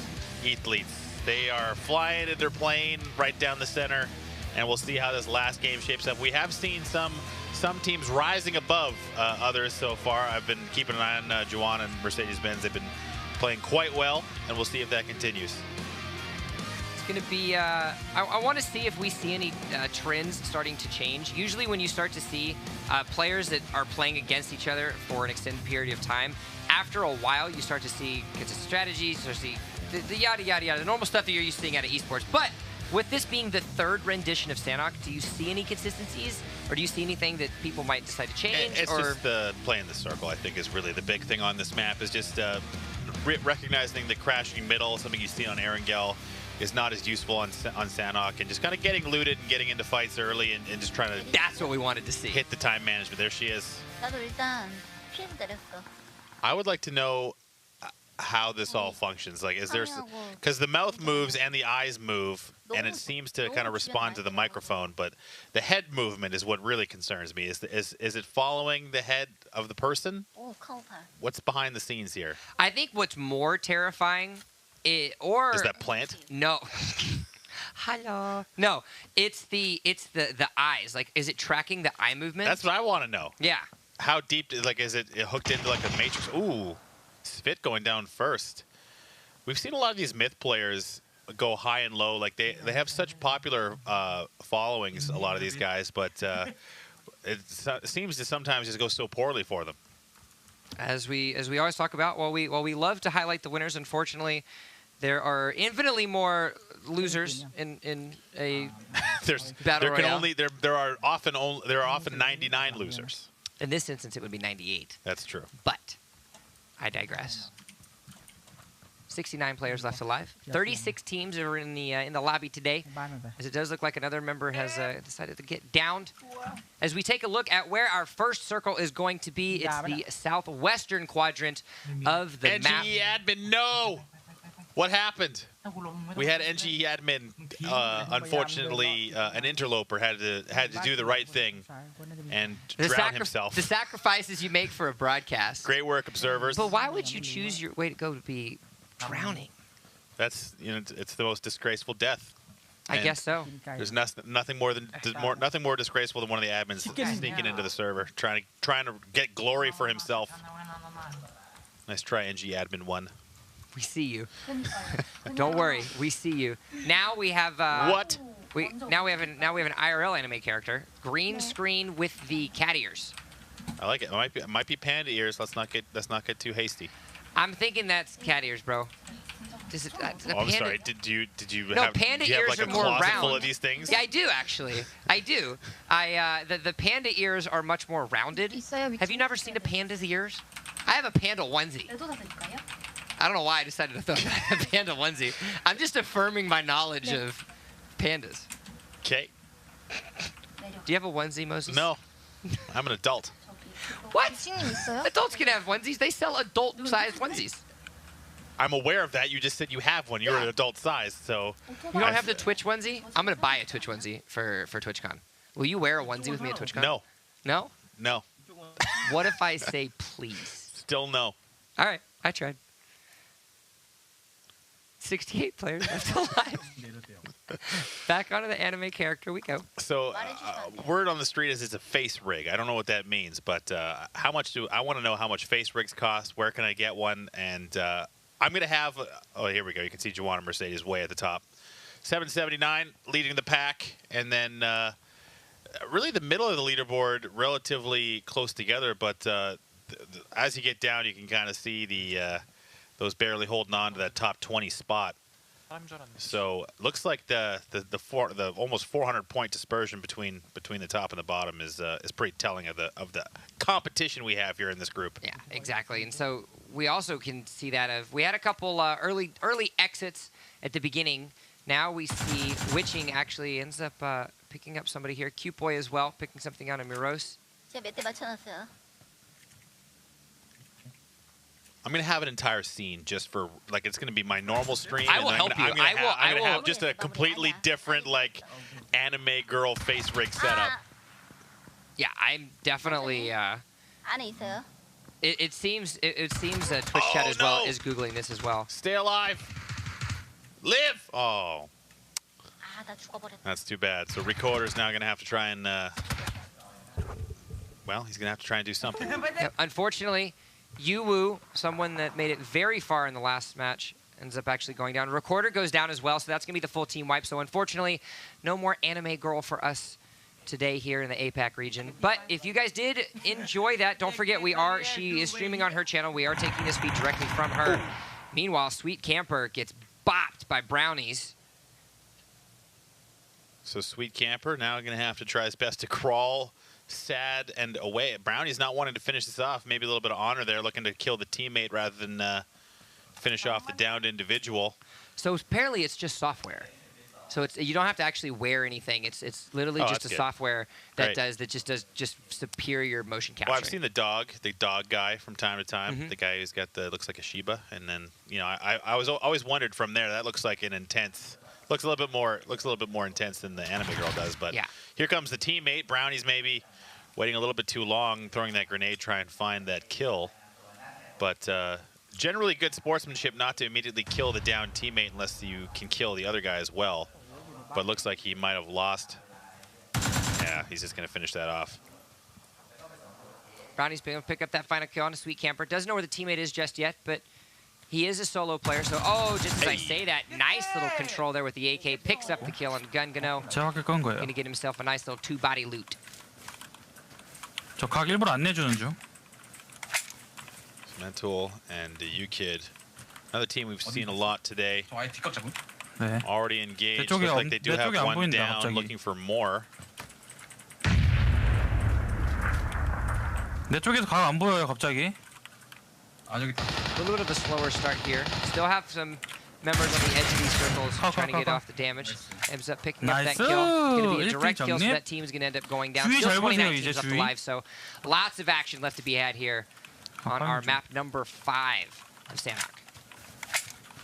So where the map is kind of 이거 shaking, we're 건너서 around 사운드 that center 난다. portion of the play zone. 이거 괜찮다. A lot trying to make their way to the edges. We can see that Brownies, after looting, now has a team arriving at his doorstep.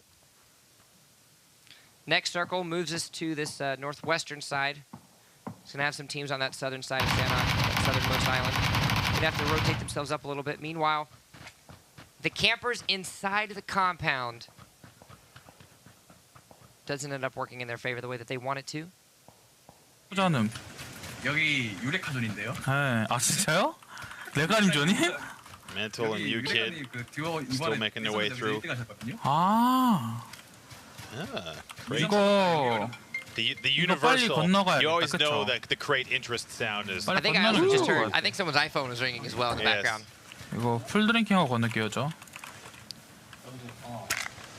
아까 총소리 나는 곳이 노란핑 쪽이었으니까 빨리 건너가서 Taking 라인 우리가 ourselves 꺼야 a, 될 것 같아. Chatty I know, Mental. right? 라인 끊는 게 나아요.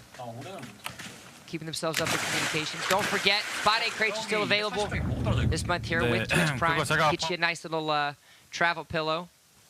May or may not have some lavender into it. You might smell lavender through your screen when you wear it. Most likely a may not, unless you have lavender nearby, but who knows? So it looks like Risky Ivzy, I don't know how to say that name. Team 17 on the way through, making their way past Team 19. Very active here, making very sure to take careful note of everything on the interior of the hut they've decided to camp in for this entire game. So it looks like they're going to be staying perfectly still and making sure that no danger comes their way.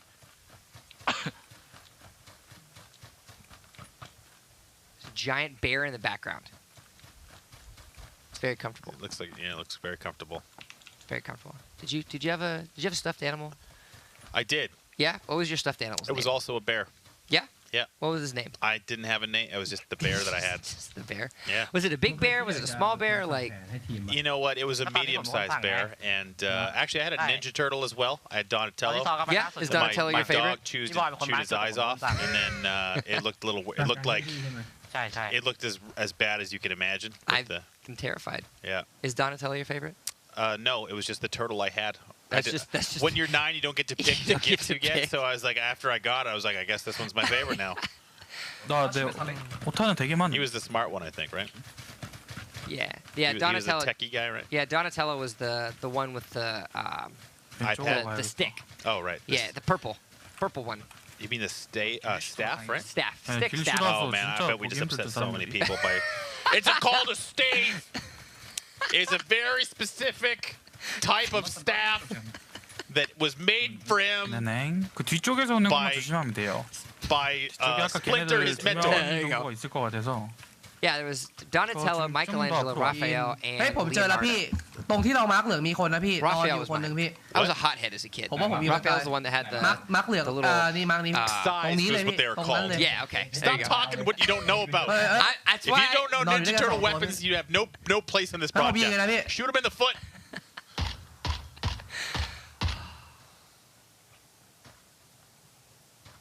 He has a sword. Leonardo has a sword. It was a katana, wasn't it? You just had to think of I something did. to like get I did. anything. I needed to I need to validate. think of what the swords are called to maintain any Hey, level of dignity. Michelangelo 아 had 이거 제가 칠 테니까 nunchucks. 집으로 갖고 I got that one 가세요. right. 제가 3쪽이니까. 와, 나 헤드 한 대 맞았어요. 나 지금 못 재줘요? Taking a 못 good 재줘요? standings. Remember, we just we reviewed this earlier, but for those of you that are just tuning in, that caught some of the earlier broadcasts, 죽으면 절대 안 돼. Juan and Mercedes-Benz find themselves healthily at the top about 37 points in the lead. โอ้โห Thankfully ว่า so. แล้วไอ้เหี้ยเราช้า They've been able to acquire quite a bit of points with the amount of kills that they've been able to get thus far. Haven't got 왠지 themselves 그 a victory, 돌에서 님 but 째고 있는 것 같아. 님 high finishes and high kill games definitely has kept them at the top. 그냥 갈 때 Consistency, 가라고 그냥 something that we 놔주죠, talked 이거. about a couple 이거는 weeks ago, and 솔직히 certainly 별로 some of 의미 this still 없는 rings true here in week number 2. 죽었다. Ziyong reaching out and grabbing him. He's not going to be able to make it across. The mental is going to get down and 아니, finish 살리려 하지 마, off. 살리려 하지 마, 살리려 하지 마. That's unfortunate. You kid now going to have to fly solo. 그냥 이거 뒷라인으로 빼는 게 나을 것 같아요. So now talk to me about this next circle with as much water that we have in play. It kind of changes things up. Yeah, you have the three rivers kind of in play, the trident, if you will, in the middle of the map. So there are players still making their way on the edge. A lot of fighting happening on that southeastern side. 연막 없나? Trying to make their way in, and you can kind of see all that concentration is slowing everybody down. Meanwhile, moving into Painan is going to be difficult. Mental's team is finished off. 41 players still left alive, 23 teams. Phase number 3 is going to be starting in about 16, 15 seconds or so, as teams are going to start to find themselves. You can actually, what you saw on that map on that southeastern side, definitely change things up a little bit, because we've got about 10 or so players. They're going to have to be finding themselves on the edge of this circle. They're going to have to rotate themselves in. Moving ourselves now to what we see from เฮ้ยสโมกผมเก็บสโมกก่อน Squelsa as well as his teammate. This is our green and green. So green and green is about the middle of the pack right now. And oh wow, we've been altered, Moses. It is now not just Napkin Man. It is Napkin Man it's with Man. It is Ant. Is it Ant? Napkin? Ant Napkin Head? Ant Napkin Head sunglasses I mean, guy? Napkin maybe references a picnic, and ants are drawn to picnics. That was a tangent. Oh, look. So now he's comfortable, and it definitely looks like he wants to... He doesn't look comfortable. What? Does he have like a bag of props? Is this like... He's like trying to... He's building the moment, Moses. I'm wondering if he's... I think that's his circle prayer thing. I don't know what he's doing. I'm still bewildered. I can't tell if those are ant, like, feelers. It's clearly an ant. Is it ant? It almost just seems to me like it's a badly misplaced, like, Pluto ears. It's a praying mantis, you guys. Okay. He is praying. That's halfway true. I'm thinking that's an ant. Oh. Okay. Maybe it's an ant. I just want to see what exactly he's worried about. There's shots.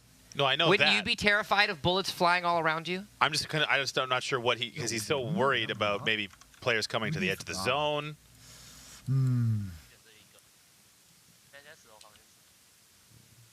Gonna switch off now to our Rabbit Rice Ball and BB71 now. Trying to see where they're going to head themselves off. Still a little bit of meds. They're gonna be able to make them into Painan safely. Thankfully so. 38 players still left alive, 22 teams. Still have some decent amount of cover as well as complexes available for these players to kind of hide in. We can see ourselves a little overarching shot now. Beautiful little area along to accompany the fire and smoke and potential murder in the future. Yeah! He was praying for the circle. Yeah, he was doing a circle prayer. So he's got I don't know if that counts as cheating when you have additional hardware that you can use to get circle luck. But regardless, so now you whatever know, this is, after this broadcast, after this weekend's over, Moses, when you go home, not only do you need to download the Anime Girl software, but you also need to acquire yourself some circle praying. Yeah, circle praying I gotta props. get whatever instrument thing that is, cowbell. I don't know what it was. I'm gonna not guess it this time because I have no idea. I don't either. I'm sure that someone will be able to inform us of that. But regardless, it appears to have been effective. Most of the water does come out, and it does go his way. So it looks like that guy, whatever it is. Oh, more shots coming out. Trying to get something off Rabbit Rice Ball.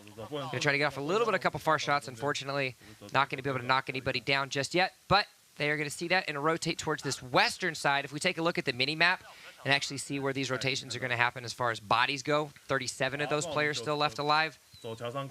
Could be an opportunity now as some of these players are going to have to cross that bridge. Oh, getting shot in the back.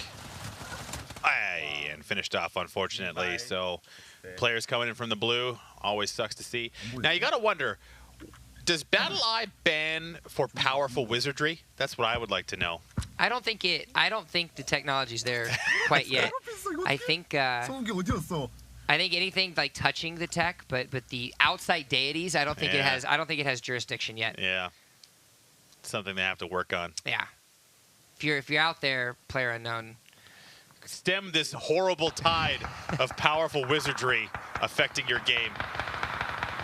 Zargon able to pick himself up a kill. So now the kills are starting to happen. 34 gets whittled down now to 33.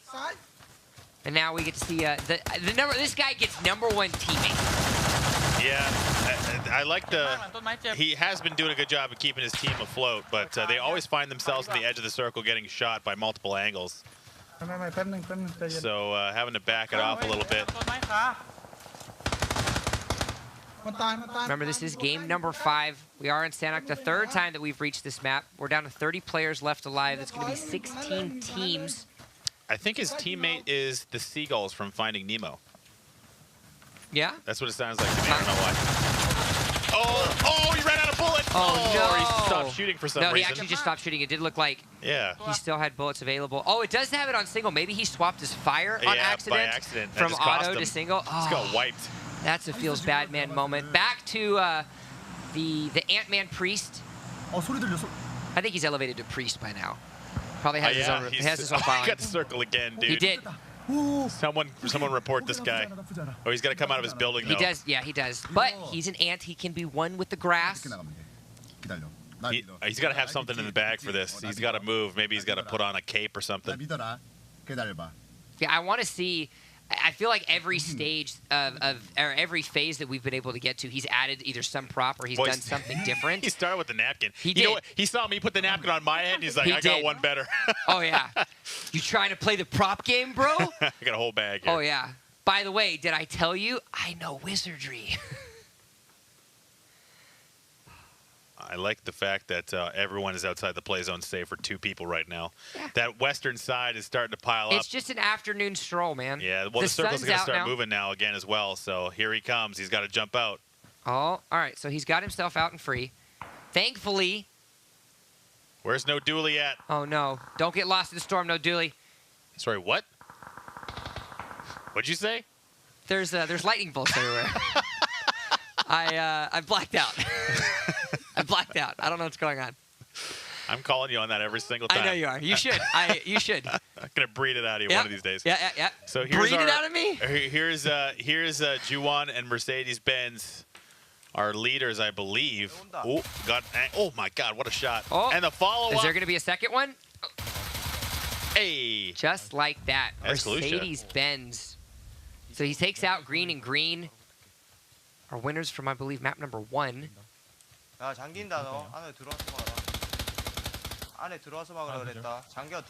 Hitting them shots. Looking to patrol the edge of the circle. Now it's getting into the late game. End game almost actually down to now the top 10. Yeah, it does look like the circle does take some lives, as now we are only down to 8 members left alive, 7 teams, one of which is our number 1 with Juwan and Mercedes-Benz. Everybody else is a solo, and so it is every man or woman for themselves here. As we take a look at where our next circle has landed us, a nice little Did we lose our... I think we lost Ant-Man. Is Ant-Man dead? Can we get confirmation? Yeah, he's dead. Yeah, production is confirming. Ant-Man is indeed dead. So now it's a matter of cleanup. As you can see, Juwan and Mercedes now rotating on the edge of the circle. This is the way you play this map, and you can see PTC is going to get the first shots and likely has to back off. So Juwan and Mercedes now in control here on the northern side and are going to rotate along the edge of the circle and try and clean up as many possible. That compound in the center is vacant. This is the best situation that you can be in if you're Juwan and Mercedes-Benz at this point in time, because you don't have to necessarily worry about teammates in a lot of instances. It's more of just focus on your onesies. Try to make sure you hit your shots. Just spraying. Oof. So that's another kill pickup. They do have more to come. Just constantly spraying at super long range. Good recoil control here. Trying to get himself off something. Meanwhile, Kim Jung ended up taking down SJ Soo. Macma tries to get something. Oh, but he takes down Mercedes-Benz. Now oh, wow, he gets the spot out. Wow. Nice play. I love the angle on that one. That AK spray looked a little bit shaky, but then followed up with the SKS and takes down the top team as a solo player. Really nice play. Great effort there. The swap. Oh, that was beautiful. It's always fun to see those. So MacMa now got himself a top 5 positioning. 저기 바위 오른쪽. 그 바위. Getting lots of instruction from his teammate. Ooh, baby. That's 6 kills that he's netted himself already now. As now 3 players are left remaining. We can do a quick jump over to the mini-map and actually take a look and see. While we do have those buildings still in play, it does look like there are a couple members that. So you've got one inside the circle that is still available. It looks like Pack Effect is going to slow creep in it. Yep. 1v1v1. MacMa does not have the zone yet. He doesn't want to get too close to these buildings. He's using that ridge as best he can. Pack Effect rotating his direction. We'll see if MacMa can keep it up. He's already got 6 kills. Showed a lot of skill so far. We'll see if he can close this thing out. Pack Effect is nearby. You can see that the smoke is down. That is not MacMa, so he's got to be wondering who threw that grenade. Taking a little bit of a look here now. Remember, we do have one player that is inside this compound. I wouldn't be surprised if he just kind of camps and lurks inside one of these corners.